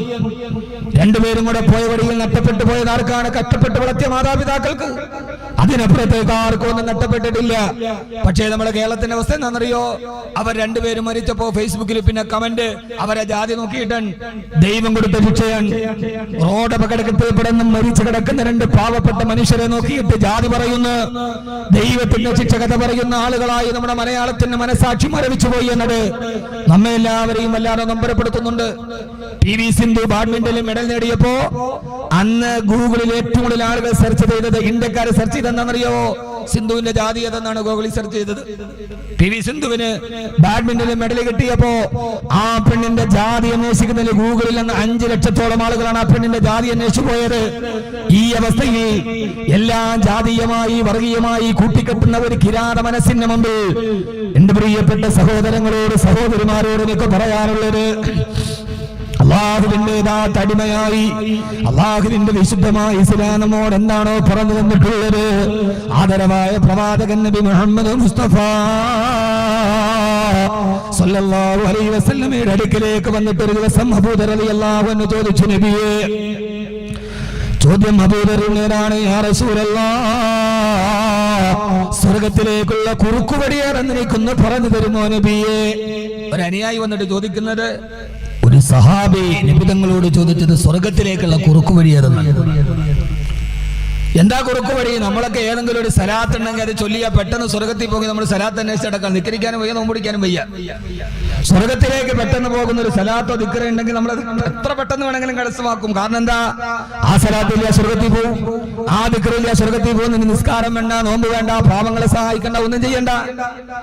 പക്ഷേ അല്ലാഹുവിന്റെ പ്രവാചകൻ പഠിപ്പിച്ചു കൊടുത്തത് നബിയെ, അബൂദർ ചോദിച്ചു, യാ റസൂലല്ലാഹ്, സ്വർഗത്തിലേക്കുള്ള കുറുക്കുവഴി ഏതെന്ന് ചോദിച്ചപ്പോ അല്ലാഹുവിന്റെ റസൂൽ പഠിപ്പിച്ചു കൊടുത്തത്, അബൂദർ, ഇദാ തബഖതും മിർഖതൻ ഫാക്തിർമാ. അബൂദറേ, ഏത് സമയത്ത് നിന്റെ വീട്ടിൽ നിന്നെ അടുപ്പത്ത് നീ കറി വെച്ച് കഴിഞ്ഞാൽ ആ കറിയിൽ നീ ഒരൽപ്പം വെള്ളം കൂടുതൽ ഒഴിക്കണേ. എന്നിട്ട് ആ കറി നിന്നെ അയൽപക്കക്കാർക്ക് നീ വിളമ്പി കൊടുക്കണേ. അപ്പോഴാണ് നിനക്ക് സ്വർഗത്തിലേക്കുള്ള വഴി എളുപ്പമാകുന്നതെന്ന് ലോകത്തോട് പഠിപ്പിച്ചു കൊടുത്ത മനുഷ്യത്വമെന്ന് പഠിപ്പിച്ചു കൊടുത്ത നിന്റെ അയൽപക്കക്കാർക്ക് നിന്റെ കറിയിൽ വെള്ളം ഒഴിച്ചിട്ട് വിളമ്പി കൊടുക്കണേ എന്ന് 14 നൂറ്റാണ്ടുകൾക്ക് മുമ്പ് വന്നവരുടെ വിദേശത്തിന്റെ കനലുകൾ മനസ്സിൽ യുഗാന്തരങ്ങളോളം വെച്ച് കിടന്നൊരു സമൂഹത്തിനോടാണ് നമ്മൾ ചോദിക്കും, എന്തിനാണ് കറിയിൽ വെള്ളമൊഴിക്കുന്ന കാര്യം പറയുക? ഈത്തപ്പന മരത്തിന്റെ ഓല കടിച്ചാൽ വർഷങ്ങളോളം മാറിത്തിരിഞ്ഞ് നിന്ന് യുദ്ധം ചെയ്തൊരു സമൂഹത്തോടാണ് അല്ലാഹുവിന്റെ റസൂൽ ഇത് പറഞ്ഞു കൊടുത്തത്. അബൂദർ, ഇദാ തബഖതും മിർഖതൻ ഫാക്തിർമാ. ഏത് സമയത്ത് നീ കറി വെച്ചാലും ആ സമയത്ത് ആ കറിയിൽ അല്പം വെള്ളം നീ കൂടുതൽ ഒഴിക്കണേ എന്ന് ആദരവായ പ്രവാചകൻ നബി മുഹമ്മദ് മുസ്തഫ സല്ലല്ലാഹു അലൈഹി വസല്ലമ. അതുകൊണ്ട് സഹോദരങ്ങളെ, സഹോദരിമാരെ, ഒരു ഭാഗത്തെ കലാപങ്ങളും തലവെട്ടലുകളും കൊലപാതകങ്ങളും ചോരച്ചാലുകളും ഒടുങ്ങി നീങ്ങുമ്പോഴും മറുഭാഗത്ത് സ്നേഹത്തിന്റെ പാഠം പഠിപ്പിച്ചു കൊടുത്ത അല്ലാഹുവിന്റെ റസൂലിന്റെ യഥാർത്ഥ അനുയായിയായി ഈ ലോകത്ത് നിന്ന് വിട പറഞ്ഞു പോകാൻ ഏത് കാര്യകാലം വന്നു നിന്നാലും അവിടേക്ക് ഇസ്ലാമിന്റെ അന്തസത്തയിലൂടെ ജീവിച്ചു പോകാൻ ഏത് അസുരന്മാര് വാണരുളട്ടെ, ഏത് കരികാലങ്ങൾ വന്നു പോകട്ടെ, ഏതൊക്കെ അശ്ലീല അവതാരങ്ങൾ കൺമുമ്പിലൂടെ നടന്നു പോകട്ടെ. ആ സമയത്തെല്ലാം എനിക്ക് എന്റെ റബ്ബ് പഠിപ്പിച്ചു തന്ന, അള്ളാന്റെ റസൂല് പഠിപ്പിച്ചു തന്ന പാഠഭാഗങ്ങളുണ്ട്.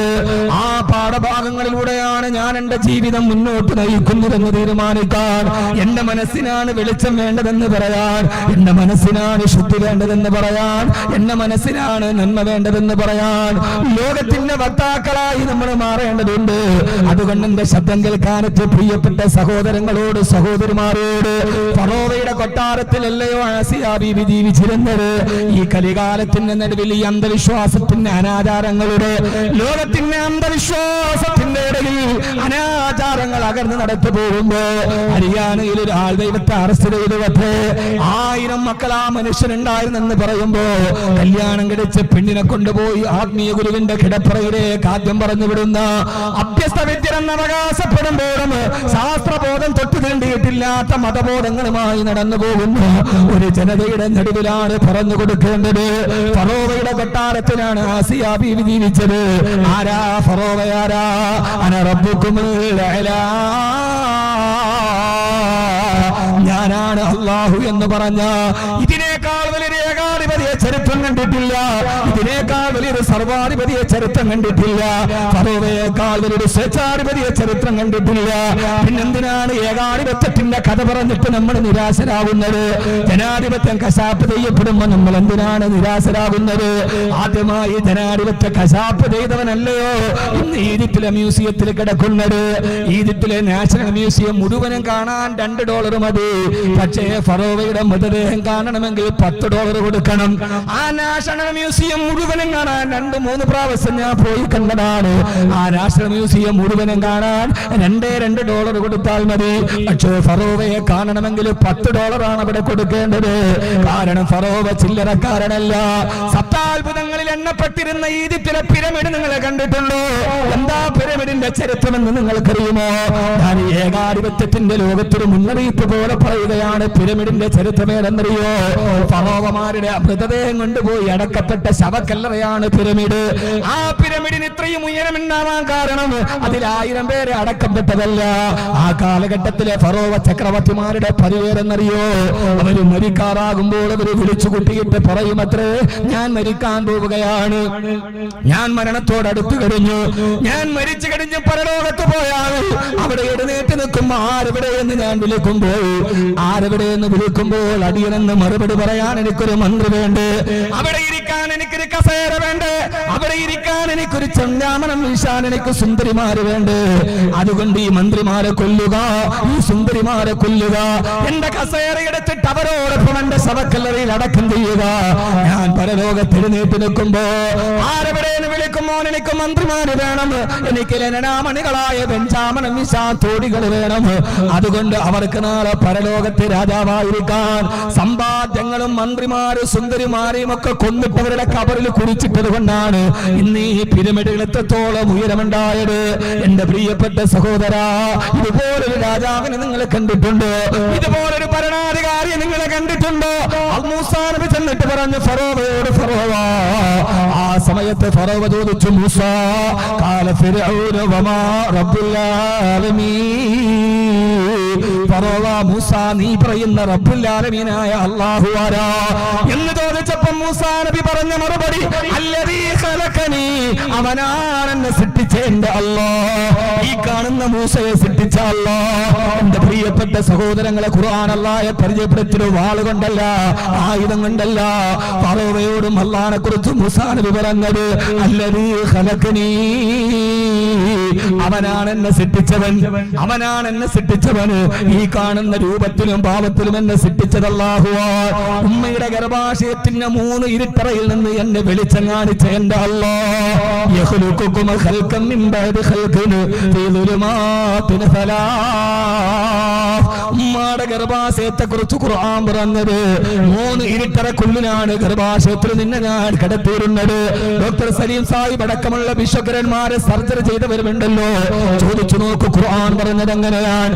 ആ ഇരുട്ടറയിൽ നിന്ന് എന്നെ വെളിയിലേക്ക് കൊണ്ടുവന്ന് എനിക്ക് കണ്ണ് തന്ന, എനിക്ക് കാല് തന്ന, എനിക്ക് കൈകൾ തന്ന, എനിക്ക് നാസാരങ്ങൾ തന്ന, എന്റെ ശരീരത്തിന്റെ ഉള്ളിൽ ഹൃദയത്തെ തന്ന, ആ ഹൃദയത്തിന്റെ മുകളിൽ എല്ലുകളെ കൊണ്ട് മൂടുന്ന ഒരു നെഞ്ചിനെ തന്ന, എനിക്ക് ശ്വസിക്കാനും ഉച്ഛസിക്കാനും കഴിവ് തന്ന, കാണാൻ എനിക്ക് കണ്ണുകൾ തന്ന, എനിക്ക് കാണാൻ കണ്ണുകൾ തന്ന എന്റെ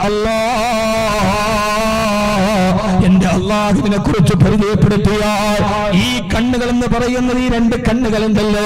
ചാൾസ് ഡാർവിൻ പോലും കുരങ്ങിൽ നിന്ന് പരിണാമം ഉണ്ടായപ്പോഴാണ് മനുഷ്യരുണ്ടായതെന്ന തിയറി വെച്ച ചാൾസ് ഡാർവിനെ പോലും ഉത്തരം മുട്ടിച്ച മനുഷ്യന്റെ അവയവമാണ് കണ്ണ്. ഡാർവിനെ ഈ കണ്ണെങ്ങനെ രൂപാന്തരപ്പെട്ടെന്ന് ചോദിച്ചപ്പോ പ്രകൃതി നിർദ്ധാരണം വഴിയുള്ള ജീവിവർഗത്തിന്റെ ഉൽപ്പത്തി എന്ന പുസ്തകം ഇറക്കിയ ഡാർവിനെ പോലും ഉത്തരം മുട്ടിച്ച കണ്ണ്. ഈ കണ്ണിനെ നിങ്ങളൊരു ക്യാമറയായിട്ട് കണക്കാക്കിയാൽ ഈ ക്യാമറയുടെ വലിപ്പം എത്രയെന്ന് നിങ്ങൾക്കറിയോ? ഐഫോൺ ആപ്പിൾ കമ്പനി നിർമ്മിച്ച ഐഫോൺ 7 ക്യാമറയുടെ മെഗാപിക്സൽ 12 മെഗാപിക്സലാ. അതാണ് ഇപ്പൊ ഏറ്റവും വലിയ ക്യാമറയുള്ളത്.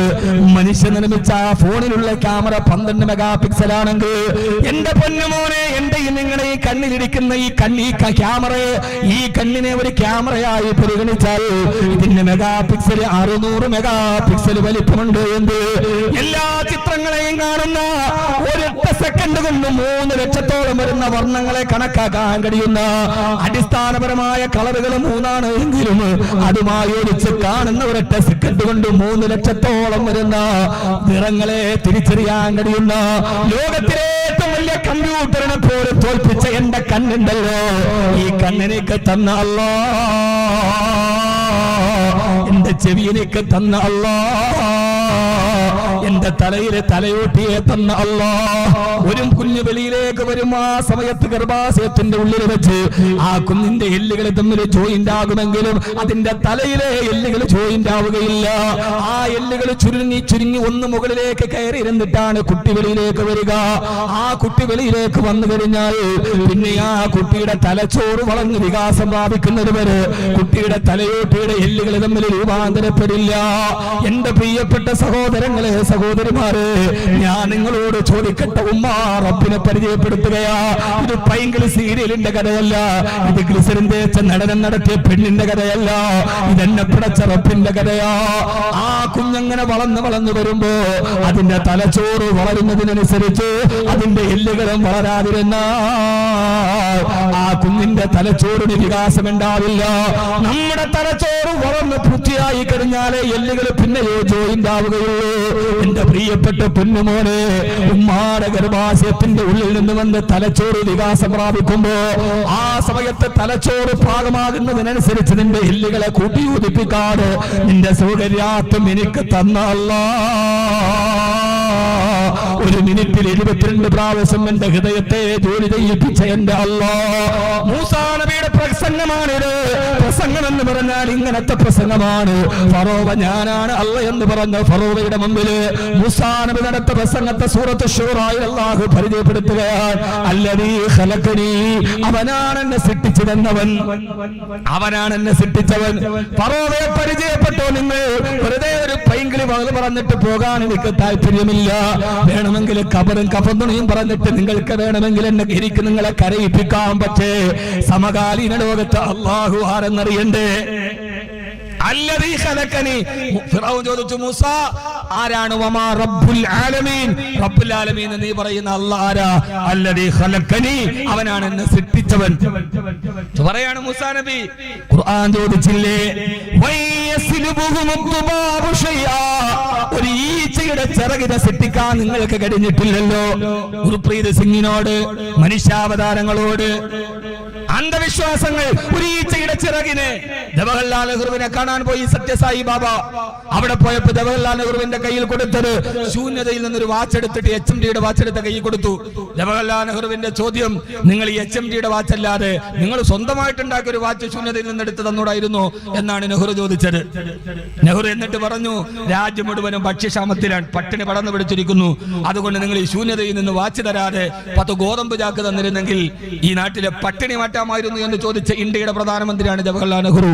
60 ആണ്ട് കടന്നപ്പോ പ്രധാനമന്ത്രി എന്ന് പറയുന്ന ആ തന്റെ മുമ്പിലേക്ക് സിദ്ധികൾ കാണിച്ചവനോട് തന്മയത്വത്തോടെ ക്രാന്ത ദാർശനികതയോടെ ഗോതമ്പ് ചാക്ക് തരുമോ എന്ന് ചോദിച്ച പ്രധാനമന്ത്രിയിൽ നിന്ന് 60 വർഷം ഇന്ത്യ പിന്നിട്ടപ്പോ പരിപൂർണ നഗ്നായി നിൽക്കുന്നവന്റെ മുമ്പിൽ പാദസേവ ചെയ്യുന്നിടത്തേക്ക് പ്രധാനമന്ത്രി മാറിയെന്നിടത്താണ് ഇന്ത്യ എന്ന് പറയുന്ന രാജ്യത്തിന്റെ വികാസത്തെ നാം വരച്ചു കാണിക്കുന്നത്.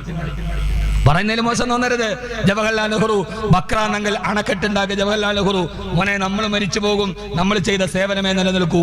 നെഹ്റുവിന്റെ കോട്ടിൽ ഒരു റോസാപ്പൂ ഉണ്ടായിരുന്നു. നെഹ്റു മരിച്ചു, കോട്ട് നുരുമ്പിപ്പോയി, ആ റോസാപ്പൂവിന്റെ ഇതിലും മണ്ണിലോട്ട് ചേർന്നു. പക്ഷേ നെഹ്റു നിർമ്മിച്ച ബക്രാനങ്കൽ അണക്കെട്ട് ഇപ്പോഴും ലോകത്ത് നിലനിൽക്കുന്നുണ്ട്.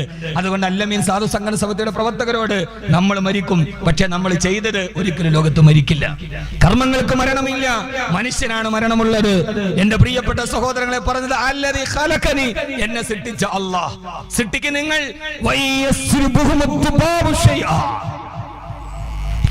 ഒരു ഈച്ചയുടെ ചിറക് നിങ്ങൾക്ക് സൃഷ്ടിക്കാൻ കഴിയോ?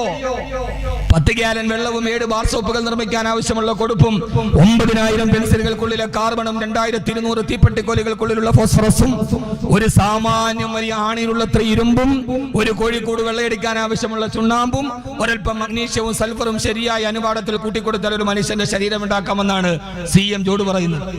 ഒരു മനുഷ്യന്റെ ശരീരം ഉണ്ടാക്കാൻ ഇത്ര അസംസ്കൃത വസ്തുക്കൾ മതി. ഡോക്ടർ കീരിപ്പുണ്ടല്ലോ, ചോദിച്ചോ, ഈ ശരീരം എന്ന് പറഞ്ഞാൽ ഒന്നുമില്ല, ഇത് കീറി മുറിച്ചാൽ എന്താ ഉള്ളത്? സലീം ഡോക്ടർ കുറെ സർജറി നടത്തിയിട്ടുണ്ടാവില്ല, എന്താ ഉള്ളതൊന്നുമില്ല. ഈ തൊലിപ്പുറത്തിനപ്പുറത്തേക്കൊന്നുമില്ല. ഈ തൊലിയുടെ നിറം തന്നെ മെലനിൻ എന്ന് പറയുന്ന ഒരു രാസവസ്തുവിന്റെ മാറ്റക്കുറച്ചിലാണ്, അതിനപ്പുറത്തേക്കൊന്നുമില്ല. ലണ്ടൻ മിഷൻ സൊസൈറ്റി നാഗർകോവിൽ ഒരു ഹോസ്പിറ്റൽ ഉണ്ടാക്കി. യൂറോപ്യനായ ഡോക്ടർ സോമർവെൽ ആദ്യമായി ഹൃദയമാറ്റ ശസ്ത്രക്രിയക്ക് വന്നു. അദ്ദേഹത്തിന്റെ മുമ്പിൽ വന്നത് കറുകറുത്ത തടിച്ചൊരു തമിഴന്റെ കറുകറുത്ത കരിവീട്ടി പോലെയുള്ള ആ ശരീരം കൊണ്ടുവന്ന് ഹൃദയമാറ്റ ശസ്ത്രക്രിയക്ക് വേണ്ടി യൂറോപ്യനായ വെളുത്തവനായ ഡോക്ടർ സോമർവെല്ല് കീറാൻ വേണ്ടി കത്രിക വെച്ചപ്പോൾ അദ്ദേഹത്തിന് കൈവറച്ചു. ദൈവമേ, ഞാൻ യൂറോപ്പിലെ ധാരാളം വെളുവെളുത്തവന്റെ ശരീരം കീറിയിട്ടുണ്ട്, അവരുടെ ശരീരം കീറിയപ്പോ കണ്ട അതേ വ്യവസ്ഥ തന്നെ ആവോ ഈ കറുകറുത്ത കരിവീട്ടി പോലെയുള്ള തമിഴന്റെ ശരീരം കീറിയാലും? ആ മനുഷ്യൻ ആ കറുകറുത്ത കരിവീട്ടി പോലെ കിടക്കുന്ന തമിഴന്റെ ശരീരം കീറി. അദ്ദേഹം നോക്കിയപ്പോ വെളുത്തവന്റെ ശരീരത്തിൽ യൂറോപ്പിൽ കണ്ട അതേ നാഡീവ്യവസ്ഥ, അതേ രക്തചംക്രമണം, അതേ ഹൃദയത്തിന്റെ സ്ഥാനം, അതേ അവയവങ്ങൾ. ഡോക്ടർ സോമർവെൽ അറിയാതെ പറഞ്ഞു പോയി, ദൈവമേ, നിന്റെ ഈ സൃഷ്ടിപ്പിനെ ഞാൻ വല്ലാതെ വാഴ്ത്തുന്നു. ഇവിടെ ഇരിക്കുന്ന എല്ലാവരും ഒരേപോലെയാണ്, തൊലിയുടെ വെളുപ്പും കറുപ്പും മാത്രം, അതിനപ്പുറത്തേക്ക് എല്ലാവരും പോലെയാണ്. ഈ ഇരിക്കുന്ന ഒരാളുടെ, പിന്നെ ഇരിക്കുന്നതിലെങ്ങാനും വൈകുന്നേരം ഇച്ചിരി പറക്കത്തിന് വേണ്ടി അടിക്കുന്നവരുണ്ടെങ്കിൽ കരളിച്ചിരി പോയിട്ടുണ്ടാവും എന്നല്ലാതെ അതിനപ്പുറത്തേക്ക് വേറെ ഒന്നും ഉണ്ടാവില്ല. എല്ലാവരുടെ ഒരേപോലെയാണ്, ഒരേ വ്യവസ്ഥകൾ. അത് കണ്ട് സഹോദരങ്ങളെ, തർക്ക വിതർക്കങ്ങളിലല്ല, ഏകനായ അള്ളാഹുവിലേക്ക് എത്തുന്ന ഗവേഷണത്തെ പഠിപ്പിക്കും. അള്ളാഹുവിലേക്ക് എത്തുന്ന ഗവേഷണങ്ങൾ, ആ ഗവേഷണങ്ങളാണ് ഇവർ. ഒന്നുമില്ല. ലോകത്തിൽ ഇന്ത്യയിലെ ആദ്യത്തെ ഹൃദയമാറ്റ ശസ്ത്രക്രിയ നടത്തിയ ഡോക്ടർ KM ചെറിയാനാണ്, നസ്രാണി. ഇന്ത്യയിലെ ആദ്യത്തെ ഹൃദയമാറ്റ ശസ്ത്രക്രിയ നടത്തിയ ഡോക്ടർ KM ചെറിയാൻ ക്രിസ്ത്യാനിയാണ്. ഹിന്ദുവിന്റെ ശരീരത്തിൽ മുസ്ലിമിന്റെ ഹൃദയം എടുത്തു വെച്ചു. അതാണ് ഇന്ത്യയുടെ ചരിത്രം. ഹിന്ദുവിന്റെ ശരീരത്തിൽ മുസ്ലിമിന്റെ ഹൃദയമാണ് ഹിന്ദുവിന്റെ ശരീരം, ഇത് സ്വീകരിക്കൂല എന്ന് പറഞ്ഞില്ല.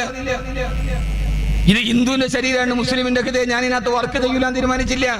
എന്നാൽ രണ്ടും കൂടി ഇത് വെച്ചത് ഒരു നസ്രാണി ആയതുകൊണ്ട് ഞങ്ങൾ ഇത് ജോയിന്റ് ആകുന്ന അവരും തീരുമാനിച്ചില്ല. എന്തിനാണ് മനുഷ്യരെ വൈലോപ്പിള്ളി പറഞ്ഞതുപോലെ ഒരച്ഛൻ അമ്മയ്ക്ക് പിറന്ന് നമ്മൾ ഓർത്താൽ ഒരൊറ്റ തറവാട്ടുകാർ നാം. ആ തറവാട്ടിലേക്ക് തിരിച്ചു മടങ്ങുക എന്നതിനപ്പുറം ജാതിയുടെ, വർഗത്തിന്റെയും ദേശത്തിന്റെയും ഭാഷയുടെയും ഉള്ളിൽ കിടക്കുന്നവരാണ് മൂസാ നബി പറഞ്ഞത്, അല്ലദീ ഖലഖനി, എന്നെ സൃഷ്ടിച്ചതിന്റെ അള്ളയാണ്.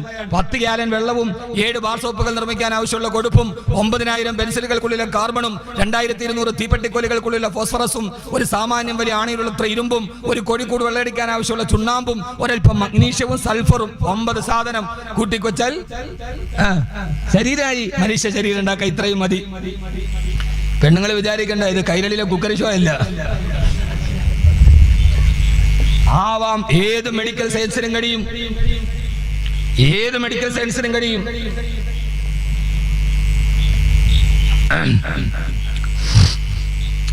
പക്ഷേ പക്ഷേ ഇതിനപ്പുറം അള്ളാഹുവിന്റെ ഒരു ചോദ്യമുണ്ട്.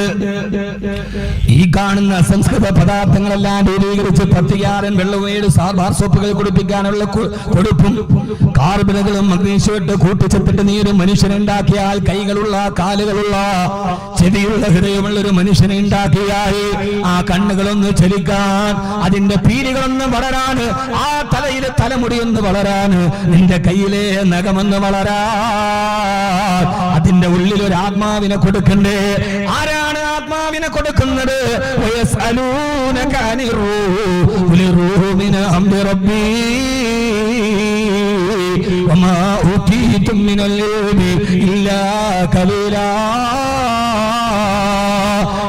ആത്മാവിനെ കുറിച്ച് അവരോട് ചോദിച്ചാൽ എന്റെ രക്ഷിതാവിനല്ലാതെ ഒരാൾക്ക് റൂഹിനെ കൊടുക്കാൻ പറയിൽ കഴിയില്ലെന്ന് പറഞ്ഞു കൊടുക്കുന്നു. ഇതുകൊണ്ടാണ് മൂസാ നബി പറഞ്ഞത് അല്ലദീ ഖലഖനി, അവനാണ് എന്നെ സൃഷ്ടിച്ചവൻ. വീണ്ടും ഫറോവ ചോദിച്ചു, ഞാൻ ഫറോവയെ പരിചയപ്പെടുത്തുകയാണ്.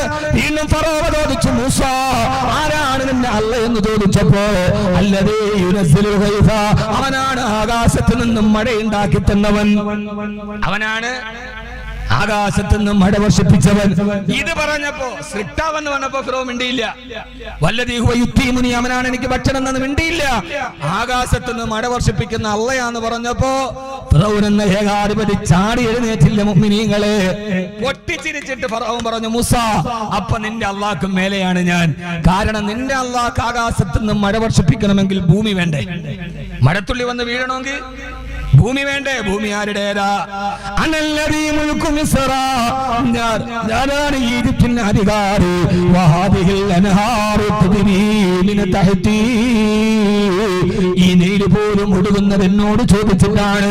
നിൽക്കാൻ പറഞ്ഞാൽ ഫറോവ നിൽക്കാൻ പറഞ്ഞാൽ നീൽ അവിടെ തന്നെ നിൽക്കും മൂസ എന്ന് പറഞ്ഞ ഏകാധിപതിയാണ് ഫറോവ. എന്നുള്ള ഏകാധിപതികൾ ഫറോവയുടെ പതിപ്പുകൾ മാത്രമാണ്. നീ എന്തിനു പേടിക്കണം മനുഷ്യ? ഇതൊക്കെ താണ്ടിട്ടാണ് ഇസ്ലാം ഇങ്ങോട്ട് വന്നത്. നിനക്കെന്തിനാ നിരാശ? നീ ഇറച്ചി തിന്നണ്ടെന്നല്ല, നീ ബീഫ് തിന്നണ്ടെന്നല്ല, നീ മഴ തന്നെ മഴവെള്ളം തന്നെ കുടിക്കണ്ട, ഇതെന്റേതാണ്. ബീഫ് തിന്നണമെന്ന് നമുക്ക് നിർബന്ധമില്ലുണ്ടോ? നിർബന്ധമില്ല. എന്തിന്? ബീഫ് പശുവിന്റെ ഇറച്ചി തിന്നണമെന്ന് നിർബന്ധമുണ്ടോ? ഇവിടുത്തെ നിർബന്ധമുണ്ടോ? എന്ത് സ്ഥലത്തിന് വരുന്നത്? പശുവിനെ തിന്നണമെന്ന് നിർബന്ധമുണ്ടോ? പിന്നെ എന്തിനാ കൊലാകലം? പശുവിന്റെ ഇറച്ചി തിന്നാൻ പാടില്ല. അൽബാനുൽ ബക്കരി ശിഫാഉൻ, പശുവിന്റെ പാലിൽ ഔഷധ ഗുണമുണ്ട്. വലഹുമുഹാ ദാഉൻ, അതിന്റെ ഇറച്ചി രോഗമുണ്ടാക്കുന്നതാണെന്ന് നബി മുഹമ്മദ് മുസ്തഫ. പശുവിന്റെ ഇറച്ചി തിന്നാൻ പാടില്ല എന്ന് നിരുത്സാഹപ്പെടുത്തിയ പ്രവാചകൻ. അൽബാനുൽ ബക്കരി ഷിഫാഉൻ, പശുവിന്റെ പാല് കുടിച്ചാൽ ഔഷധ ഗുണമുണ്ട്. വലഹുമുഹാ ദാഇൻ, അതിലെ ഇറച്ചി തിന്നാൽ രോഗമുണ്ട്. പക്ഷേ ഖുർആനിലെ ആദ്യത്തെ സൂറത്ത്, രണ്ടാമത്തെ സൂറത്തിന്റെ പേര് പശു എന്നാണ്, ബക്കറ. ഇബ്രാഹിം നബി പശുവിനെ അറുത്തു എന്നാണ് ഖുർആൻ പറഞ്ഞത്. ഫജാഅ ബിഇജ്ലിൻ സമീൻ, അറുത്തു. പശുവിന്റെ ഇറച്ചി തിന്നണമെന്ന് ഇങ്ങനെ നിർബന്ധമൊന്നുമില്ല, അതിനുവേണ്ടി ബഹളം ഉണ്ടാക്കണ്ട. പക്ഷേ ഭരണഘടനാപരമായി ഒരു ഇന്ത്യൻ പൗരൻ എന്ന രീതിയിൽ നമുക്ക് അനുവദിക്കപ്പെട്ട ഒരു ഭരണഘടന നൽകുന്ന സ്വാതന്ത്ര്യത്തെ ഹനിക്കുമ്പോഴാണ് പ്രതിഷേധം. നമ്മൾ പ്രതിഷേധിക്കുന്നത് ഭരണഘടനാപരമായ സ്വാതന്ത്ര്യം നിഷേധിക്കപ്പെട്ടപ്പോഴാണ്. അല്ല, നമുക്ക് പശുവിറച്ചി തിന്നാനുള്ള കൊതി കൊണ്ടല്ലാതെ വ്യക്തമായിട്ട് പറഞ്ഞു കൊടുക്കണം. പശുവിറച്ചി തിന്നാൻ കൊതിയില്ല, പക്ഷേ ഭരണഘടന അനുശാസിക്കുന്ന എല്ലാ അവകാശങ്ങളും ഒരു പൗരൻ എന്ന രീതിയിൽ, ഇന്ത്യയിൽ ജനിച്ചൊരു പൗരൻ എന്ന രീതിയിൽ അവകാശപ്പെട്ട് തന്നെയാണ്. അതിനെതിരെയാണ് പ്രതിഷേധ സമരം. ഫറോവ ചോദിച്ചത് മുസ്ലിമായതിന്റെ രീതിയിൽ ബാംഗ്ലൂരിൽ നിന്ന് കേരളത്തിലേക്ക് അധികം ദൂരമില്ല. നമ്മുടെ അക്ഷരങ്ങളെ ഇരുട്ടിന്റെ വക്താക്കൾ പേടിക്കാൻ തുടങ്ങിയിരിക്കുന്നു. അതുകൊണ്ടാണ് മിനിങ്ങാന്ന് ബാംഗ്ലൂരിൽ ഒരു പാവപ്പെട്ട എഴുത്തിലൂടെ ഫാസിസത്തിനെ നിലനിന്ന ഒരു പെണ്ണിനെ വെടിവെച്ച് തന്നത്. കൽബുർഗിയെ കൊന്നത് എന്തിനാണ്? കൽബുർഗിയെ കൊന്നത് കൽബുർഗി ഒന്നും പറഞ്ഞില്ല. കൽബുർഗി പറഞ്ഞത് രാമന് സീതയെ വനവാസത്തിന് വിട്ടിട്ട് നേരെ പോയത് വാൽമീകിയുടെ ആശ്രമത്തിലേക്കാണ്. രാമനും വാൽമീകിയും ഒരേ കാലക്കാരായിട്ട് പോലും വാൽമീകി രാമനെ ദൈവമായിട്ട് അംഗീകരിച്ചില്ല എന്ന് എഴുതിയത് കൊണ്ടാണ് കൽബുർഗിയെ ഒരു കൊന്നത്. എന്തിനാണ്? ആശയ സംവാദത്തെ എന്തിനു നാം ഭയപ്പെടണം? ആശയം എപ്പോൾ നഷ്ടപ്പെടുന്നോ അപ്പോഴാണ് ആയുധം എടുക്കുക. പ്രത്യേകിച്ച് എപ്പോ ആശയത്തിന് ദാരിദ്ര്യമുണ്ടോ അപ്പോഴാണ് ആയുധം എടുക്കേണ്ടി വരിക. ആശയത്തിന് ദാരിദ്ര്യമില്ലെങ്കിൽ ആയുധം എടുക്കേണ്ടി വരില്ല. സംവാദങ്ങൾ എപ്പോഴും നല്ലതാവാം. ആണെന്നും പറയാം, അല്ലെന്നും പറയാം. പരസ്പരം അങ്ങോട്ടും എല്ലാവരും ഒരേ ചിന്താഗതിക്കാരാകണമെന്നില്ല. ഇപ്പൊ ഞാൻ അയ്യൂബ് മൗലവിയും തമ്മിൽ എത്ര കാര്യത്തിൽ വ്യത്യാസം ഉണ്ടാവും? ഇല്ലേ? നിങ്ങളുടെ ചില വാദങ്ങളോട് എനിക്ക് എതിർപ്പുണ്ട്, എന്റെ ചില വാദങ്ങളോട് നിങ്ങൾക്ക് എതിർപ്പുണ്ട്, എന്റെ ചില നിലപാടുകൾക്ക് ഷാഫി മൗലവിയോട് എതിർപ്പുണ്ട്. പക്ഷെ ഇത് പരസ്പരം കൊല്ലാനല്ല, പരസ്പരം സംവദിക്കാനാണ്, സ്നേഹ സംവാദത്തിനാണ്. എതിർപ്പുകൾ നിലനില്ലതോടുകൂടെ തന്നെ സംവദിക്കാനാണ്. ആ സംവാദത്തിന് മനസ്സിലാത്തവർ അസഹിഷ്ണുക്കളാണ്, സഹിഷ്ണുതയില്ലാത്തവരാണ്. അള്ളാഹു ബോധം തരട്ടെ. അമീബറ മനുഷ്യന്മാരെ, നിങ്ങൾ എന്തിട്ട് നിപ്പായിരിക്കണത്? അള്ളാഹു ബോധം തരട്ടെ. ചുമ്മാ കബറുങ്ങപ്പെന്നു പറഞ്ഞിട്ട് പോയാൽ പോരാ. ഒരു സമൂഹത്തിന്റെ സമകാലീന ചിന്തകളെ പ്രബോധകന്മാർ പറഞ്ഞു കൊടുക്കേണ്ടതുണ്ട്. ഫിറഔൻ പറഞ്ഞു, നിന്റെ അള്ളാഹ്ക്കും മേലെയാണ് ഞാൻ. മഴ വർഷിക്കണമെങ്കിൽ ഭൂമി വേണ്ടേ? ഭൂമി ആരുടേതാ? അനല്ലദീ മുൽക്കു മിസ്റ, ഈ ഭൂമി എന്റേതാണ്, മിസ്ർ എന്റേതാണ്. വഹാദിഹിൽ അൻഹാറു തജ്രി മിൻ തഹ്തി, വഹാദിഹിൽ അൻഹാറു എന്നോട് ചോദിച്ചിട്ടാണ് ഈ നൈല് തന്നെ ഒഴുകുന്നത് എന്ന് പറഞ്ഞ ആളാണ് ഈജിപ്തിലെ നാഷണൽ മ്യൂസിയത്തിൽ മലന്ന് കിടപ്പുണ്ട്. നാഷണൽ മ്യൂസിയം മുഴുവൻ കാണാൻ $2 മതി. ഞാൻ 2 പ്രാവശ്യം പോയത്. ഈ മഹാനവറുകളെ കാണണമെങ്കിലോ ബഹുമാനപ്പെട്ടവരെ കാണണമെങ്കിൽ $10 കൊടുക്കണം. അങ്ങനെ അമ്മാതിരി കിടപ്പല്ലേ കിടക്കണത്. ലോകത്തുള്ള മുഴുവൻ ആളുകൾക്കും പുറകെ വരുന്ന ഏകാധിപതികൾക്ക് മനസ്സിലാവാൻ എവിടെ പോട്ടെവിടെ. മനുഷ്യന്റെ ശിരസറ്റ കബന്ധങ്ങൾ കണ്ട് ജനാധിപത്യത്തെ കൊല ചെയ്ത പോട്ടെവിടെ പോയി? മുസോളിനി എവിടെ പോയി? മിലാൻ പാലത്തിന്റെ കൽത്തുറുങ്ങുകളിൽ അനുയായികൾ തന്നെയല്ലേ മുസോളിനിയെ തൂക്കിക്കൊന്നത്? ചെഷസ്കി എവിടെ പോയി? പാർലമെന്റ് മന്ദിരത്തിൽ നിന്ന് ഇറങ്ങിപ്പോകുന്നവരിൽ അനുയായികളാണ് കല്ലെറിഞ്ഞു കൊന്നത്. ഏകാധിപതികൾ ആരും ലോകത്ത് നല്ല രീതിയിൽ ജനങ്ങൾ തന്നെ അവരെ കൈകാര്യം ചെയ്തിട്ടുണ്ട് എന്നതാണ് അതിന്റെ ചരിത്രം. മൂസായോട് പറഞ്ഞ് നീട്ടുന്നില്ല. മൂസ, ഇസ്ലാമിന്റെ എല്ലാ സൗന്ദര്യമുള്ള ഇബാദത്തുകളാണ്. നിസ്കാരം നീട്ടാൻ പാടില്ല. ഇസ്ലാമിനൊരു സൗന്ദര്യമുണ്ട്. ഒരാൾ ഒരു ഇമാമ് കയറുന്നു, അതേ സുബൈക്ക് വേണ്ടി വന്ന ആളുകൾ നീട്ടങ്ങൾ കുറവ് പാടില്ല. ഇസ്ലാം ആത്മീയമായ ഒരു ഭൗതിക പ്രസ്ഥാനമല്ല ഇത്. ഇസ്ലാം എന്ന് പറയുന്ന ഒരു സൗന്ദര്യമാണ്. നിസ്കാരത്തിൽ പിറകിലുള്ള വൃദ്ധന്മാരെ പരിഗണിക്കണം, കുട്ടികളെ പരിഗണിക്കണം. വളരെ നീട്ടി നിവർത്തി നിങ്ങൾ ഓതാൻ പാടില്ല. അതേപോലെ ദുആ ചെയ്യുമ്പോൾ ആവശ്യത്തിന് നിങ്ങൾ ചെയ്യാവോ, അതിനപ്പുറത്തോട്ട് നിങ്ങൾ ചെയ്യാൻ പാടില്ല. വെറുതെ അനാവശ്യമായി ഒരു പ്രകടനപരത അത് അള്ളാഹുവിന്റെ പ്രവാചകൻ സല്ലല്ലാഹു അലൈഹി വസല്ലമയ്ക്ക് കിട്ടുമായിരുന്നില്ല. പ്രസംഗം അങ്ങനെയാണ്. പക്ഷെ നിങ്ങളിങ്ങനെ പ്രസംഗിച്ചോളാൻ പറയാം, അത് വേറെ കാര്യം. ആ സമയത്താണ് ഫറോവ ചോദിച്ചത്, മൂസ ഏതുവരെ പോയി ഫറോവ? ഇത് ഞാൻ പറയുന്നത് എന്നെ കേൾക്കാനത്തെ സഹോദരിമാർക്ക് വേണ്ടിയാണ്. വാക്കും ഇവിടെ വന്ന് 2 മണിക്കൂർ പ്രസംഗിച്ചിട്ട് ഞങ്ങൾക്ക് വേണ്ടി ഒന്നും പറഞ്ഞില്ലെന്ന് പരാതി വേണ്ട. അവസാനം ഈ ഫറോവ എന്ത് ചെയ്തെന്നറിയോ? അള്ളാന്റെ ഖുർആനിൽ കാണാം. അള്ളാഹുവിന്റെ ഖുർആൻ ഈ ചരിത്രം പറഞ്ഞു തരുന്നുണ്ട്. വഖാല ഫിർഔന യാ ഹമാനു ബിനി ലീ സർഹാ ലഅല്ലി യബ്ലുഗുൽ അസ്ബാബ്. തന്നെ മന്ത്രിയായ ഹാമാനെ വിളിച്ചിട്ട് പറഞ്ഞ, ഹാമാനെ യാ ഹമാനു ബിനി ലീ സർഹാ, ഹാമാനെ നീ ഒരു വലിയ ഗോപുരം പണിയുക. മൂസ പറഞ്ഞത് എന്റെ റബ്ബുൽ ആലമീനായ അല്ലാഹു ആകാശത്തിലാണെന്നല്ലേ. ഉന്നതമായൊരു ഗോപുരം പണിത് മന്ത്രിയായ ഹാമാന് ആ ഗോപുരത്തിന്റെ മുകളിലേക്ക് അല്ലാഹുവിനെ കൊല്ലാൻ അമ്പുമായി പാഞ്ഞു കയറിയില്ല ഫറോവ. ഇതൊന്നും കിട്ടുകയല്ല, ഇതൊന്നും ഖുർആൻ പറഞ്ഞ കഥകളാണ്. ഖുർആൻ ചരിത്രം പറയുന്നത് രസിക്കാനല്ല. ലഖദ് കാന ഫീ ഖസസിഹിം ഇബ്റത്തുൽ ലിഉലിൽ അൽബാബ്. ചിന്തിക്കുന്നവർക്ക് ദൃഷ്ടാന്തത്തിന് വേണ്ടിയാണ്. ജനസഹസ്രങ്ങളെ ഒരുമിച്ച് നിർത്തിയിട്ട് ഗോപുരത്തിന്റെ മുകളിൽ കയറി മേലോട്ട് അമ്പെയ്ത് പോയി ഫറോവ. ഏകനായ അള്ളാഹുവിനെ കൊല്ലാൻ അള്ളാഹു എന്ത് ചെയ്തെന്നറിയോ? പടച്ചതമ്പുരാൻ എങ്ങനെയാണ് ജിബ്രീലിനോട് പറഞ്ഞു, അമ്പ് പിടിച്ചെടുത്തിട്ട് ആടിന്റെ രക്തം അതിന്റെ അഗ്രഭാഗത്ത് പുരട്ടി താഴോട്ടിട്ട് കൊടുക്കുക. ജിബ്രീൽ പിടിച്ചു, ആടിന്റെ രക്തം പുരട്ടി താഴോട്ടിട്ട് കൊടുത്തു. ഫറോവ കാത്തു നിൽക്കുമ്പോ അള്ളാനെ കൊല്ലാൻ ചെയ്ത അമ്പതാ രക്തം പുരണ്ട് താഴോട്ട് വരുന്നു. അത്യുച്ചത്തിലല്ലോ ഫറോവ പൊട്ടിച്ചിരിച്ച് പറഞ്ഞത്, ഖതൽതു റബ്ബി മൂസ, ഖതൽതു റബ്ബി മൂസ. ഞാൻ മൂസായെ അള്ളാനെ കൊന്നു. ഇനി ആരും ഭയക്കണ്ട. മഴ വർഷിപ്പിക്കുന്ന ആകാശത്തിൽ നിന്ന് മഴ പെയ്യിപ്പിക്കുന്ന മൂസായുടെ റബ്ബിനെ ഞാൻ കൊന്നുകളഞ്ഞു. ഇനി നിങ്ങൾ പേടിക്കണ്ട. അപ്പോഴാണ് പറഞ്ഞത്, അന റബ്ബുകുമുൽ അഅ്ലാ. ഇനി ഇനി ഞാനാണ് അല്ലാഹ്, ഈ ഭൂമി ലോകത്തിന് ഒരൊറ്റ റബ്ബേയുള്ളത് ഞാനാണെന്ന് പറഞ്ഞ ഫറോവ സഹോദരങ്ങളെ അവസാനം ചെങ്കടലിൽ മുങ്ങിച്ചാവുമ്പോ ഉപ്പുവെള്ളം വന്ന് അണ്ണാക്കിലേക്ക് കയറിയപ്പോ ഇതേ ഫറോവ പറഞ്ഞതെന്താ? ആമന്തു ലാ ഇലാഹ ഇല്ലല്ലദീ ആമനത് ബിഹി ബനൂ ഇസ്രായീൽ വിശ്വസിച്ച അല്ലാഹനെ ഞാനും വിശ്വസിക്കുകയാ. മരിക്കുന്നതിന് തൊട്ട് മുമ്പ് റബ്ബിനെ വിളിച്ചിട്ടാണ് മരിച്ചതെങ്കിൽ എന്റെ ഈ പ്രിയപ്പെട്ട കണ്ടച്ചിറയിൽ എന്റെ പ്രസംഗൽ കാലത്തവരോട് എന്റെ പ്രിയപ്പെട്ട സഹോദരിമാര് അള്ളയാണെന്ന് വാദിച്ചെന്ന് മാത്രമല്ല അള്ളാനെ കൊല്ലാൻ ഗോപുരം പണിത് അമ്പെയ്ത ഭർത്താവിന്റെ ഭാര്യയായിട്ടാണ് ബഹുമാനപ്പെട്ട ആസിയാ ബീവി അതേ ഭർത്താവിന്റെ വീടിന്റെ ഉള്ളിൽ ജീവിച്ചിരുന്നത്. ആ വീടിന്റെ ഉള്ളിൽ ഫറോവ എന്ന് പറയുന്നത് എന്റെ ഭർത്താവാരാ, അള്ളാഹുവിനെ ഇല്ല എന്ന് പറയുന്നവൻ അവിടെ ജീവിച്ചിട്ടാണ് ബഹുമാനപ്പെട്ട ആസിയ ബിന്തു മസാഹിം റളിയല്ലാഹു തആല അൻഹാ അല്ലാഹുവിന്റെ സ്വർഗ്ഗം വാങ്ങിച്ചതെങ്കിൽ എന്റെ പ്രിയപ്പെട്ട സഹോദരിമാര് അനാചാരങ്ങൾ അകന്നു തകർക്കുമ്പോ സ്ത്രീകൾ മുഴുവനും ജീവിതത്തിൽ യാതൊരുവിധ നിയന്ത്രണങ്ങളില്ലാതെ പാഞ്ഞു പോകുമ്പോ നിയന്ത്രണം വേണമെന്ന് പറയുന്നവന് പുരോഗമനവാദി അല്ലെന്ന് പറഞ്ഞ് കല്ലെറിയുമ്പോ എനിക്ക് നിങ്ങളോട് പറയാനുള്ളത് ഒന്നേ പെണ്ണെ, നിന്റെ ജീവിതത്തിന്റെ ചാരിത്രത്തെ സൂക്ഷിക്കല് നിന്റെ കടമയാണ്. ഒരു പെണ്ണിന്റെ ഏറ്റവും വലിയ ഐശ്വര്യവും അത് തന്നെയാണ്.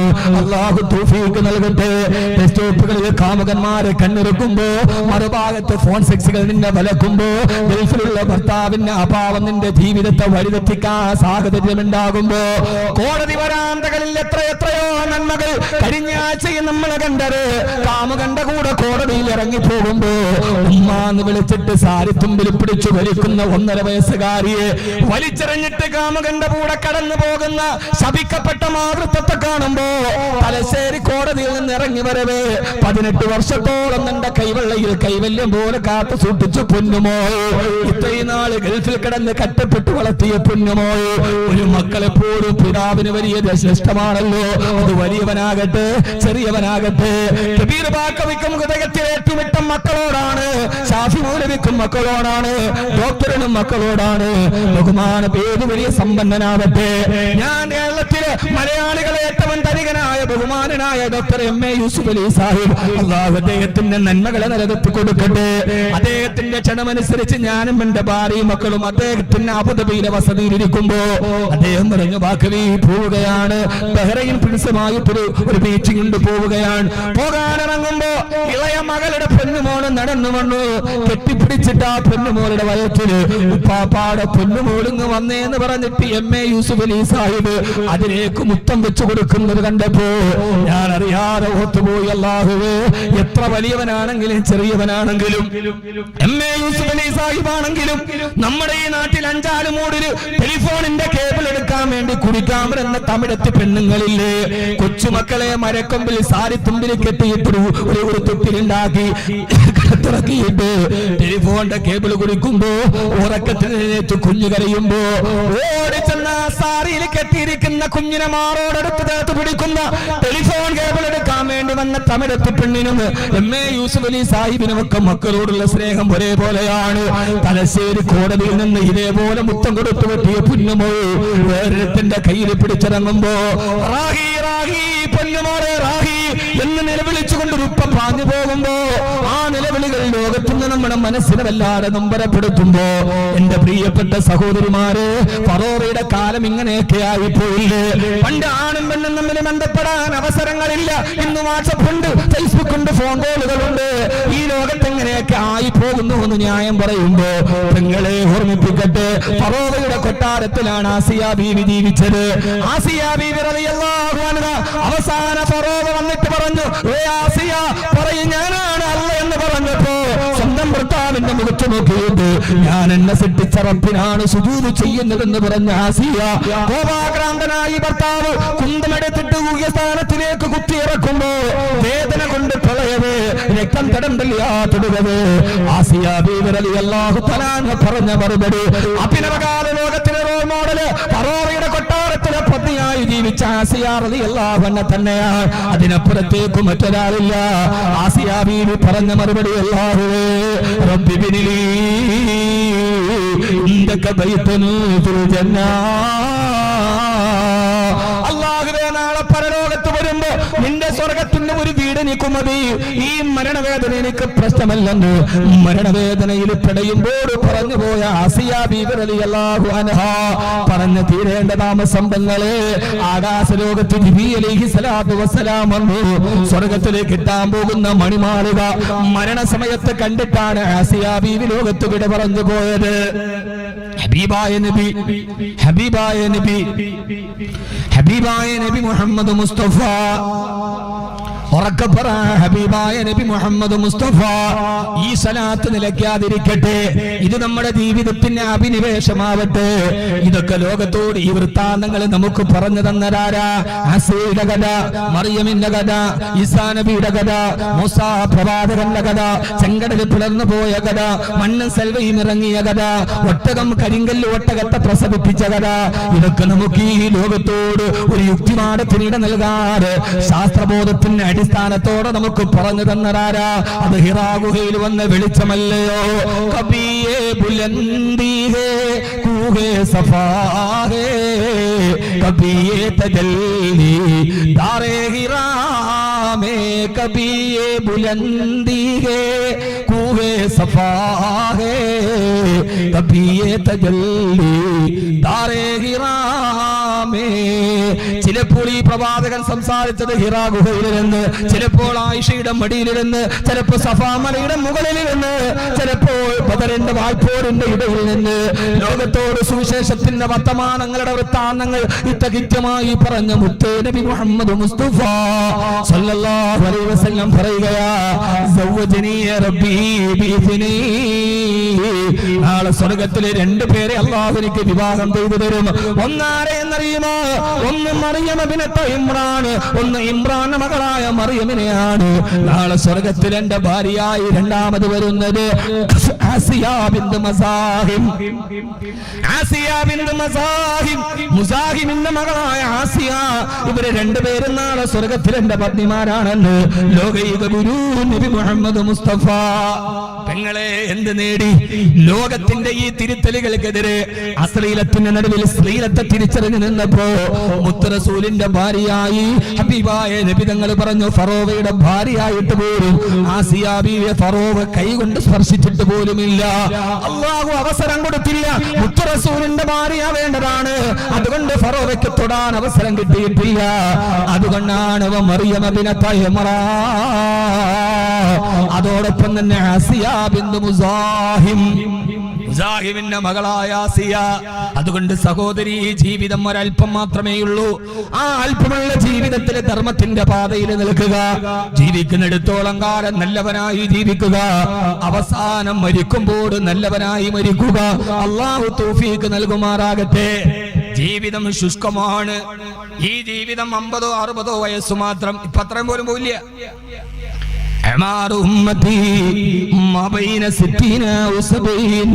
എന്റെ സമൂഹത്തിന്റെ കാലാവധി 60 70 വയസ്സ് മാത്രമാണ്. പരമാവധി അതിന്റെ ഉള്ളിൽ അങ്ങോട്ട് തീരും. പരമാവധി അതിന്റെ ഉള്ളിൽ അങ്ങോട്ട് തീരും. ഈ 60 70 വയസ്സിന്റെ ജീവിതം അത് നൈമിഷികമായ ജീവിതം. മണ്ണിൽ നമ്മൾ ജീവിതമോ പൂക്കളെ പോലെ ഇന്ന് കണ്ട് നാളെ വാടും. മണ്ണിൽ നമ്മൾ ജീവിതമോ പുല്ലിനെ പോലെ ഇന്ന് കണ്ട് നാളെ വാടും പൂക്കളെ പോലെ. ഈ ജീവിതം പൂക്കളെ പോലെയാണ്. അങ്ങോട്ട് പോയപ്പം വിടർന്നു നിന്നതാണ്, തിരിച്ചു വന്നപ്പോൾ വല്ലാതെ വാടിക്കൂമ്പിക്കിടക്കുകയാണ്. വിടർന്നു നിന്ന എത്രയെത്ര ആളുകൾ ഇന്നും തമിഴ്നാട്ടിലെ മധുരയിലെ ദേശീയപാതയിൽ നമ്മുടെ വെളിപ്പാടകരയുള്ള 4 പേര് മരണപ്പെട്ടു പോയത്രേ. അവരെത്രയോ ചിരിച്ചുല്ലസിച്ചവര് വാഹനത്തിൽ പോയവരാണ്. കൊല്ലം ജില്ലയിലെ പള്ളിമുക്ക് സ്വദേശികളായ ഒരു ഉമ്മയും 2 ചെറുപ്പക്കാരികളും ഒരു ചെറുപ്പക്കാരനുമാണ് ഇന്ന് മധുരയുടെ ദേശീയപാതയിൽ ഇഹലോകവാസം വിടിഞ്ഞത്. അള്ളാഹുരുടെ ഖബറിടം വിശാലമാക്കി കൊടുക്കുമാറാകട്ടെ. അള്ളാഹു വിശാലമാക്കി കൊടുക്കുമാറാകട്ടെ. ഈ ജീവിതം ഒന്നുമില്ല. അപ്പൊ അതുകൊണ്ട് പരമാവധി സൗന്ദര്യമുള്ള ജീവിതമാവുക, സുഗന്ധമുള്ള ജീവിതം. നമ്മിൽ നിന്ന് സുഗന്ധമുണ്ടാവും. ആസിയയെ പോലെ കാലഘട്ടത്തെ കുറ്റം പറഞ്ഞിട്ട് കാലം ഇങ്ങനെയാണ്, കോലം ഇങ്ങനെയാണ്. അബൂജഹലും കൂട്ടരും പറഞ്ഞു, ഞങ്ങളെ നശിപ്പിച്ചത് ഞങ്ങളുടെ കാലമാണെന്ന് പറയാൻ കുട്ടികളെ നിർവാഹില്ല. ചെറുപ്പക്കാരോട് നന്നായിട്ട് പറയാൻ, ഇങ്ങോട്ട് നോക്കൂ കുട്ടികളെ, അള്ളാഹുടെ മുമ്പിൽ പോയിട്ട് പടച്ചോനെ 21-ാം നൂറ്റാണ്ടിൽ വിവരസാങ്കേതിക വിദ്യയുടെ വിദൂര സാധ്യതകളൊക്കെ ലോകം സ്വായത്തമാക്കി. എന്റെ അള്ളാഹു ഇപ്പോ ഇന്ന് ലോകം ഒരു ഗ്ലോബൽ വില്ലേജ് പോലെ കൈവെള്ളയിൽ ഒതുങ്ങി നിൽക്കാൻ. ബ്രിട്ടീഷ് ലൈബ്രറിയുടെ അലമാരയിലേക്കുന്ന എൻസൈക്ലോപീഡിയ ബ്രിട്ടാനിക്കയുടെ 8ാം വാള്യം ഒന്ന് വായിക്കണമെങ്കിൽ ഞാൻ എന്റെ മൊബൈൽ എടുത്തിട്ടൊന്ന് ക്ലിക്ക് ചെയ്താൽ മതി. നഖത്തിന്റെ 4 വലിപ്പം പോലും ഇല്ലാത്തൊരു ചിപ്പിന് മുമ്പിൽ പ്രപഞ്ചത്തിന്റെ രഹസ്യം മുഴുവൻ ഒതുങ്ങി നിൽക്കുന്ന കാലം. ആ കാലത്ത് പണ്ട് പെണ്ണ് കാണാൻ വേണ്ടി പോകുമ്പോൾ ചോദിക്കണ പേരെന്താണ്, എത്രയുണ്ട് വിദ്യാഭ്യാസം, അപ്പായും ഉമ്മയൊക്കെ തീനുള്ളവരാണോ എന്നാണ്. ഇന്ന് പെണ്ണ് കാണാൻ പോകുമ്പോ വന്ന ചെറുപ്പക്കാർ വീട്ടിൽ വന്ന പെണ്ണ് വരുന്നതിന് മുമ്പ് ആദ്യം നോക്കണം ഇവിടെ 3G ഉണ്ടോന്നാണ്. 3G ഇല്ലാത്ത സ്ഥലത്താണ് പെണ്ണ് വേണ്ട. ഇത് ഞാൻ വെറുതെ പറയണല്ലോ നിങ്ങൾക്ക് തോന്നുന്നുണ്ടോ? ഇത് ഞാൻ വെറുതെ പറഞ്ഞെന്ന് നിങ്ങൾക്ക് തോന്നണ്ട? ഇല്ല. 3Gയും 4G ഇല്ലാത്തൊരു സ്ഥലത്തുനിന്ന് പെണ്ണ് വേണ്ട. പെണ്ണ് കാണാൻ വേണ്ടി പോയാൽ ആദ്യം വിചാരിക്കണത് ആദ്യ രാത്രി ഏതായാലും പെണ്ണിന്റെ വീട്ടിലല്ലേ. നമ്മുടെ നാട്ടിലെ നാട്ടെടുപ്പ് പ്രകാരം ഒരു ദിവസം പോലും 3G ഇല്ലാതെ ജീവിക്കാൻ പറ്റാത്തൊരവസ്ഥയിലേക്ക് നമ്മുടെ ജീവിതം നമ്മെ പിടിച്ചു മുറുക്കി. എല്ലാവരും അങ്ങനെയാണ്. ഇപ്പൊ നമ്മളാണെങ്കിലും തന്നെ ഇറങ്ങിയാൽ ആദ്യം നോക്കണം നെറ്റിന്റെ കവറേജ് ഉണ്ടോന്നാണ്. അല്ലേ? മയ്യത്തടക്കാൻ സ്ഥലം കിട്ടുമോ നോക്കിയിട്ടില്ല. ഇവിടെ നിന്ന് മരിച്ച പടച്ചോനെ മയ്യത്തടക്കാൻ സ്ഥലം ഉണ്ടോന്നല്ല ആദ്യം നമ്മൾ നോക്കണതാണ്. ആദ്യം നമ്മൾ നോക്കണ നെറ്റിന് കവറേജ് ഉണ്ടോ ഇല്ല. എന്നാ ഇവിടെ 3G ഉണ്ട് കേട്ടോ, കുഴപ്പമില്ല, ഞാൻ പോണം. എല്ലാരെയും ബാധിച്ചിരിക്കുന്ന ഒരു പ്രശ്നമാണ്. ഞാൻ പരിശുദ്ധ മാലാഖയായിട്ടല്ലേ ഈ പറയണത്. നമ്മുടെ നിസ്കാരം തന്നെ പോക്കാൻ എനിക്ക് തോന്നാറുണ്ട് ദജ്ജാൽ എന്ന് പറയുന്ന സാധനം ഇതാണ്. കാരണം നിസ്കരിക്കാൻ വേണ്ടി ഒതുവെടുത്തിട്ട് ഹുശുവോടെ നമ്മൾ പോയാൽ ആദ്യം നമ്മൾ ഇടുന്ന പരിപാടി എന്താ? എല്ലായിടത്തും മൊബൈൽ സൈലന്റ് ആക്കുക. സൈലന്റ് ആക്കിയിട്ട് ഒരു കഥയില്ല, സ്വിച്ച് ഓഫ് ആക്കണം. നിസ്കാര സമയത്ത് മൊബൈൽ സ്വിച്ച് ഓഫ് ആക്കണം, സൈലന്റ് ആക്കിയിട്ട് കാര്യം ഇല്ല. കാരണം എന്താ?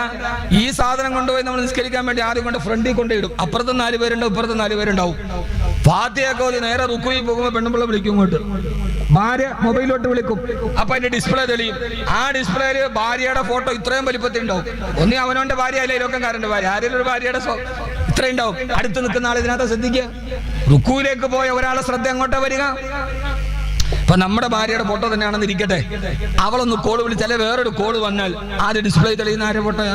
നമ്മുടെ ഭാര്യയുടെ ഫോട്ടോ. നമ്മളിപ്പോ കണ്ട് കൊതി വരുന്നു പലാമുസിബത്തിൽ നിന്ന് രക്ഷപ്പെടാനായി ഇവിടെ വന്നതെന്ന് വിചാരിച്ചാൽ നമ്മൾ നോക്കണ്ട. എന്നാലും അടുത്തിരിക്കണോ നോക്കൂലോ, അപ്പുറത്തേക്കണോ നോക്കൂലോ. പടത്തോര ഉസ്താദ് ഇനിയിപ്പം നേരിട്ട് ഇനിയിപ്പോ മൊബൈലിൽ നോക്കാനോന്ന് പറഞ്ഞാൽ അപ്പുറത്തോ നോക്കൂലോ, അവനെ നിസ്കാരം പോയില്ലേ. അപ്പൊ ആളുകൾ നോക്കുമ്പോ ഇത് ഓഫ് ആക്കാനുള്ള നമ്മുടെ തത്രപ്പാട് പോയില്ലേ നിസ്കാരം എന്ന് പറഞ്ഞാൽ ഞാൻ പറഞ്ഞെന്താ, നമ്മുടെ 24 മണിക്കൂറിന്റെ ഉള്ളിൽ ഒരു 5 മിനിറ്റ് ഇതൊന്ന് ഓഫ് ചെയ്ത് വെക്കാൻ പറ്റാത്ത രീതിയിൽ നമ്മൾ ഇതിന് അഡിക്റ്റായി എന്നാണ് എൻ്റെ അർത്ഥം. ഇപ്പൊ ഡോക്ടർമാർ മുമ്പിൽ വരുമ്പോൾ പറയും പുക വലിക്കരുത് എന്ന് പറഞ്ഞാലും അവൻ പിന്നെയും പുക വലിച്ചാൽ മരിക്കൂ എന്ന് പറഞ്ഞാലും വലിച്ചതിന്റെ അർത്ഥം എന്താ? ഹാബിറ്റ് അവന് മാറ്റാൻ പറ്റൂല എന്നാണ്. അവൻ അതിന് അടിമയായി കഴിഞ്ഞു, നമ്മൾ ഇതിന് അടിമയായി കഴിഞ്ഞു. നിസ്കാരം കഴിഞ്ഞ് സലാം വീട്ടി ആദ്യം സുബ്ഹാനല്ലാഹ് എന്ന് പറയുമ്പോൾ എടുത്തു നോക്കണം ആരെങ്കിലും വിളിച്ചിട്ടുണ്ടെന്നാണ്. എന്റെ പൊന്ന്, ഞാൻ ഈ പറഞ്ഞതിന് കുറ്റമല്ല പറഞ്ഞത്. ഞാൻ പറഞ്ഞത് നമ്മൾ ഓരോ ശീലങ്ങൾക്ക് ഓരോ കാലം കഴിയും തോറും നമ്മൾ ഓരോ ശീലങ്ങൾക്ക് അടിമപ്പെടുകയാണ്. ഒന്നും നമ്മുടെ കുടുംബ ബന്ധങ്ങൾ തകർന്നു. നമ്മുടെ ശീലങ്ങൾ, പണ്ട് വീട്ടിലൊരു കല്യാണം ഉറപ്പിച്ചാൽ അന്ന് കുടുംബ ബന്ധമുണ്ട്. തലേ ദിവസം എല്ലാവരും നമ്മുടെ വീട്ടിൽ വരും. എല്ലാവരും പെണ്ണുങ്ങളെല്ലാം കൂടെ പച്ചക്കറി അരിയും, ആണുങ്ങളെല്ലാം കൂടെ മുറ്റത്ത് ഒരു പന്തലൊക്കെ കെട്ടിയിട്ട് ആ മുറ്റത്തിരുന്ന് ഒരു വർത്താനം പറയും. ഒരു കല്യാണം നടന്നാൽ അതൊരു കുടുംബ ബന്ധം ചേർക്കലാണ്. ഇപ്പോഴോ കത്തുകൊണ്ടേ കൊടുക്കും, സമയം ഓഡിറ്റോറിയത്തിൽ വരും, നിക്ക കഴിഞ്ഞ് എല്ലാവരും അവരവരെ വഴിക്ക് പോയി. ഒരു കുടുംബ ബന്ധം ചേർക്കലില്ല. കല്യാണം എന്നത് ഒരു കുടുംബ ബന്ധമായിരുന്നു. ഇന്ന് ഓഡിറ്റോറിയത്തിൽ കല്യാണം. എല്ലാവരും തിരക്കുകളായി വീട്ടുമുറ്റത്ത് നിന്ന് ഓഡിറ്റോറിയത്തിലേക്ക് കല്യാണം മാറിയപ്പോ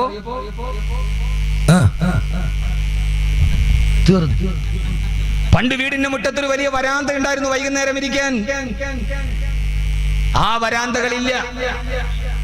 ഇന്നിപ്പോ വരാന്തയൊക്കെ ഗ്രില്ലിട്ട് നമ്മൾ അടച്ചു.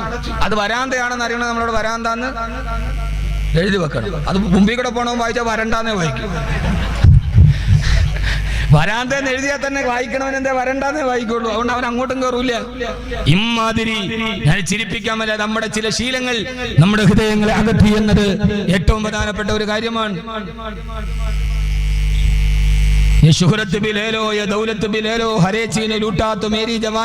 എന്ന് പണ്ട് റാഫിയുടെ പാട്ടുണ്ട്. എന്റെ മുഴുവൻ സമ്പത്ത് ഞാൻ നിങ്ങൾക്ക് തരാം. മഴവെള്ളം തിമിർത്ത് പായുമ്പോ പുഴയുടെ പക്കത്തുള്ള പാടത്തുകൂടി മീൻ പിടിച്ച് നടന്ന ആ മഴവെള്ള പാച്ചിൽ കടലാസ് കൊണ്ട് തോണി ഉണ്ടാക്കി നടന്ന എന്റെ ബാല്യകാലം എനിക്ക് തിരിച്ചു തരുമെന്ന് മുഹമ്മദ് റഫി പണ്ട് പാടിയിട്ടുണ്ട്. ഇന്ന് നമുക്ക് ആ ബാല്യകാലങ്ങളില്ല. ഇന്നത്തെ കുട്ടികൾക്ക് എന്താ ഉള്ളത്? ഞാൻ വെറുതെ പറയല്ല, എന്റെ കാലത്തെ നിങ്ങൾ കുറ്റം പറഞ്ഞില്ല. ഈ കാലം വലിയ മോശമാണ്. ഇന്ന് നമ്മുടെ പഠിക്കുന്ന കുട്ടികളോ രാവിലെ ഉമ്മായും ബാപ്പായും കൂടെ കൊണ്ടുപോയി സർവ്വസാധനവും കെട്ടിക്കൊടുത്ത് യൂണിഫോമും കെട്ടി വണ്ടി വരുന്നു, അവർ പോകുന്നു, സ്കൂൾ ബസ്സിൽ തിരിച്ച് വീട്ടിൽ വരുന്നു, അവർക്കൊന്നുമില്ല. നമുക്കോ പുസ്തകങ്ങൾ അടുക്കി പിടിച്ച് നമ്മുടെ ബാല്യകാലം എത്ര സുന്ദരമായിരുന്നു.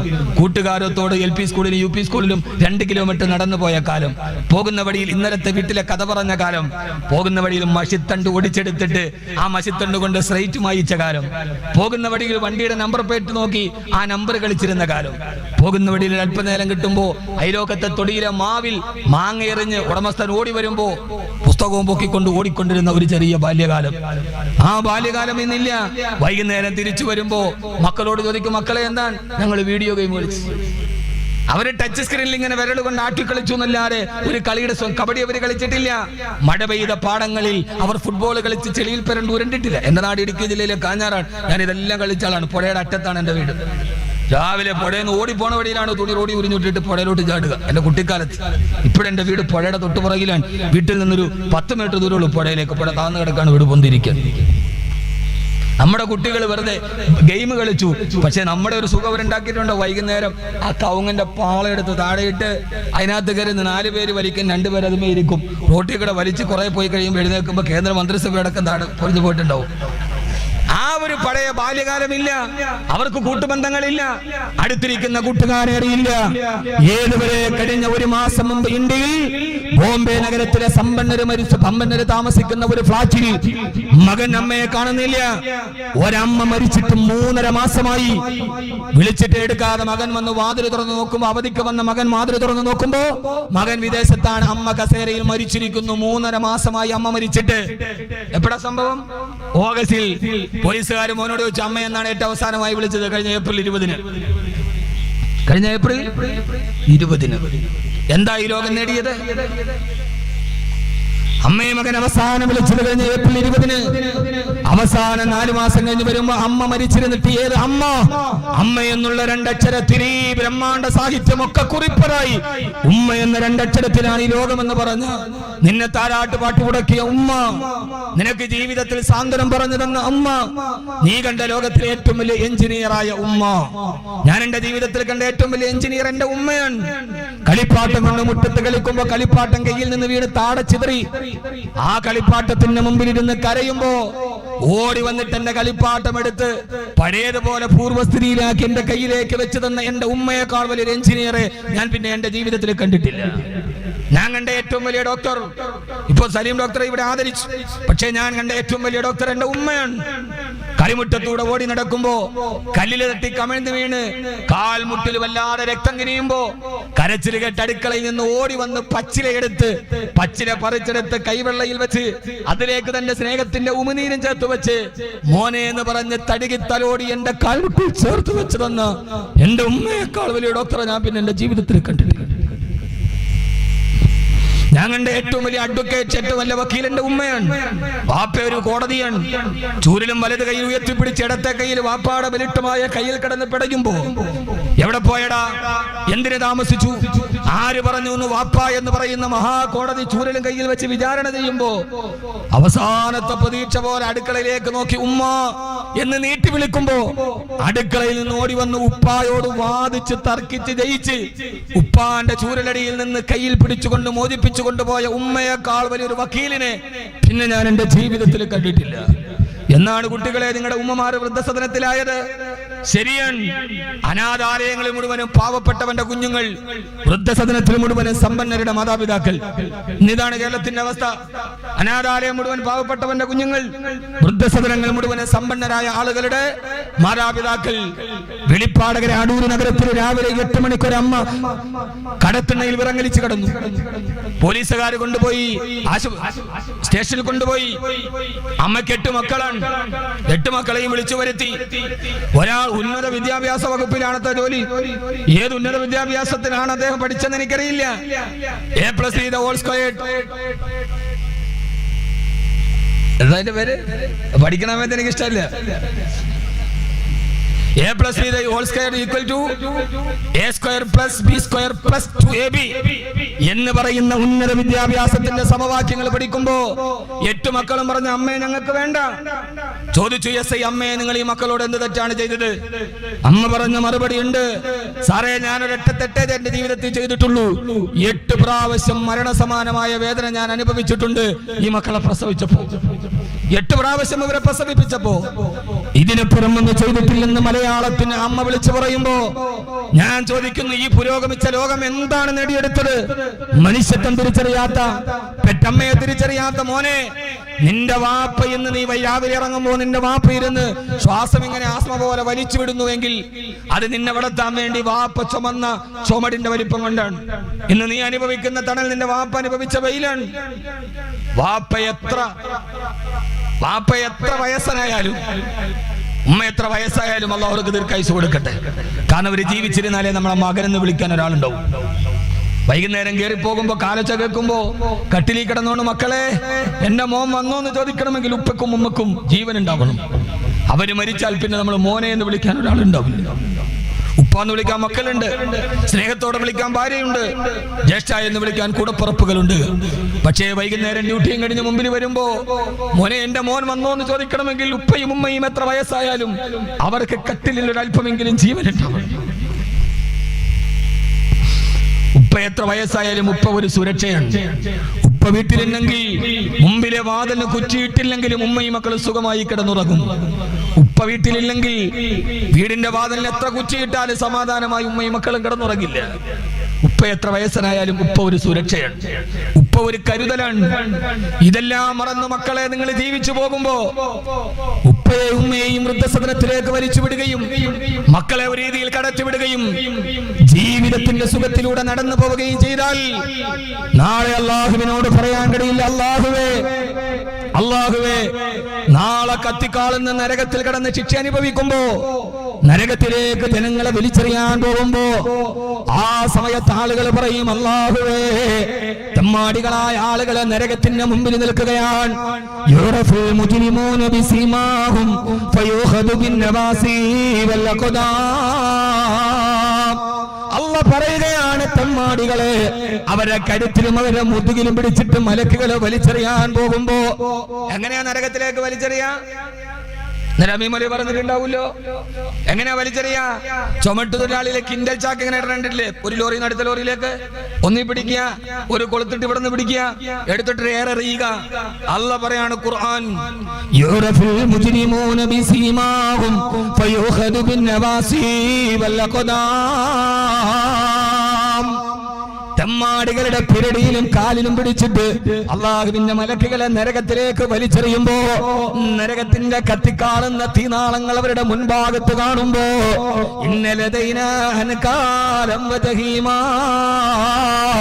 അല്ലാഹു നരകത്തിന്റെ തീയെ കുറിച്ച് പറഞ്ഞതെങ്ങനെയാണ്? ഇന്ന ജഹന്നമ കാനത് മിർസാദാ ലിത്വാഗീന മആബാ. നരകമെന്ന് പറയുന്നത് കത്തിക്കാളുന്ന അഗ്നിയുടെ സ്രോതസ്സാണ്. ആ നരകത്തിന്റെ തീനാളങ്ങളിൽ കിടന്നിട്ട് ദുർമാർഗങ്ങളുടെ ശരീരം കത്തിക്കരിഞ്ഞ് ചാമ്പലാകുമ്പോ അവരുടെ തൊലിയും അവരുടെ മാംസവും ഇളകി വീഴുമ്പോ മറുഭാഗത്ത് ഒരു വെള്ളത്തിന്റെ ഒരു ചെറിയ ഒരു തോണി കാണും, ഒരു വെള്ളത്തിന്റെ പുഴ കാണുമ്പോ നരകവാസികൾ വെള്ളത്തിന്റെ പുഴയിലെ കോടുമത്രേ. ഓടി ഓടി ആ പുഴയുടെ മുമ്പിലെത്തുമ്പോ അത് വെള്ളമല്ല, പിന്നെ എന്തെന്നറിയോ? ഇല്ല ഹമീമോ വഗസാഖാ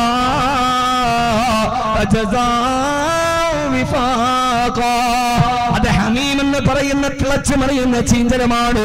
നരകവാസികൾ ആ തിളച്ചുമറിയുന്ന പുഴയെന്ന് കരുതിയ ചീഞ്ചലത്തിന്റെ മുമ്പിലെത്തുമ്പോ അവരുടെ മാംസം മുഴുവനും ഉരുകി താഴോട്ട് വീണ് അസ്ഥിയുമായിട്ട് അവര് തിരിച്ചോടാൻ തുടങ്ങും. എവിടേക്കാണ് അവർ കരുതും? ഇതിലും നല്ലത് നരകമാണല്ലോ. ആ നരകത്തിലേക്ക് തിരിച്ചോടുമ്പോ പാതി വഴിയിലെത്തുമ്പോൾ അവർക്ക് ദുനിയാവിന് ഓർമ്മ വരും. എങ്ങനെ? ദുനിയാവിലൊരു സാധനത്തിന് തുടക്കത്തിൽ എത്ര ചൂടുണ്ടെങ്കിലും ഒരല്പനേരം കഴിയുമ്പോൾ ഇത് തണുക്കുമല്ലോ. ഈ വെള്ളം ഞാൻ ഒഴിച്ചു വെച്ചതാണ്, ഇപ്പൊ കുറെ കഴിഞ്ഞപ്പോ തണുത്തിട്ടുണ്ടല്ലോ.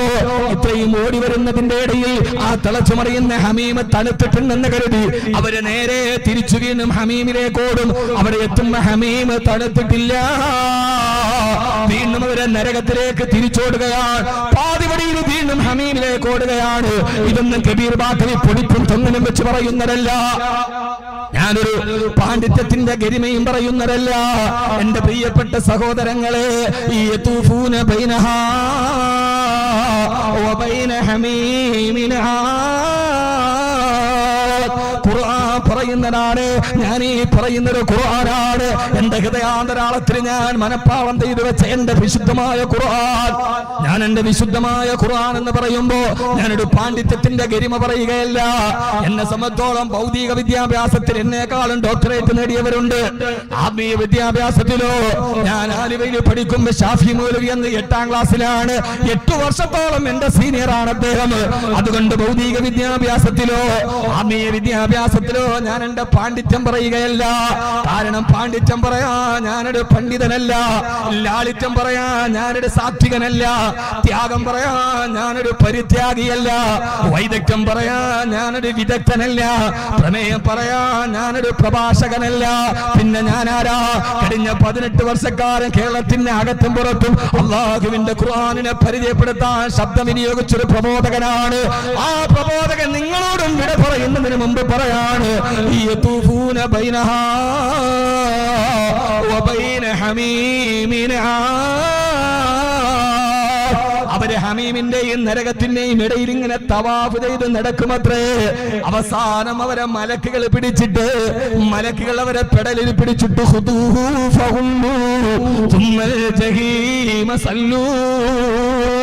അവരെ നരകത്തിൽ പിടിച്ചിട്ട് നരകത്തിലോട്ട് വലിച്ചെറിയുമ്പോ അവരുടെ പരടിയിലും അവരുടെ കാലിലും പിടിച്ചിട്ട് നരകത്തിന്റെ സബാനിയാക്കളായ മലക്കുകളുടെ കൈപ്പിടിയിൽ പിടച്ച് പിടയുമ്പോ അടുത്തത് നരകത്തിന്റെ തീയാണ് കാണുന്നത്.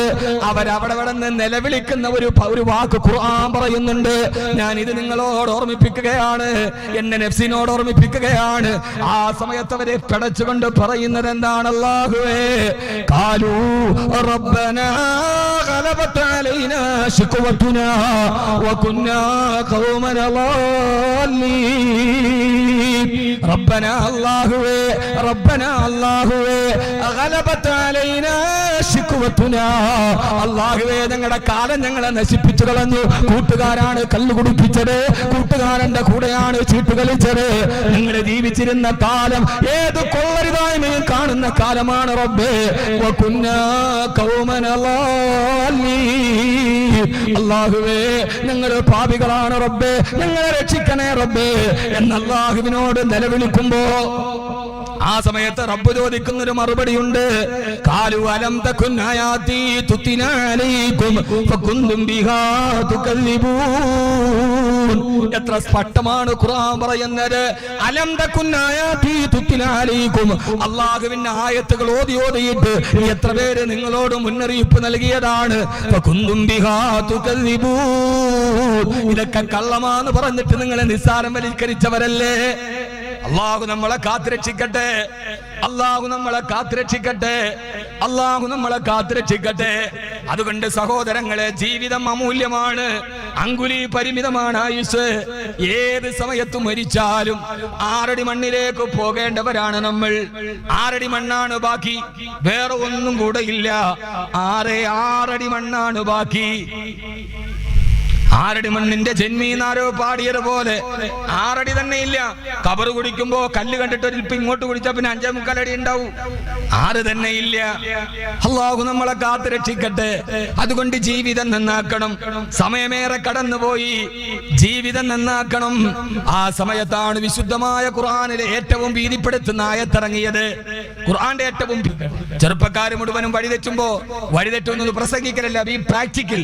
നമ്മൾ പ്രാക്ടിക്കലായി ചിന്തിക്കണം.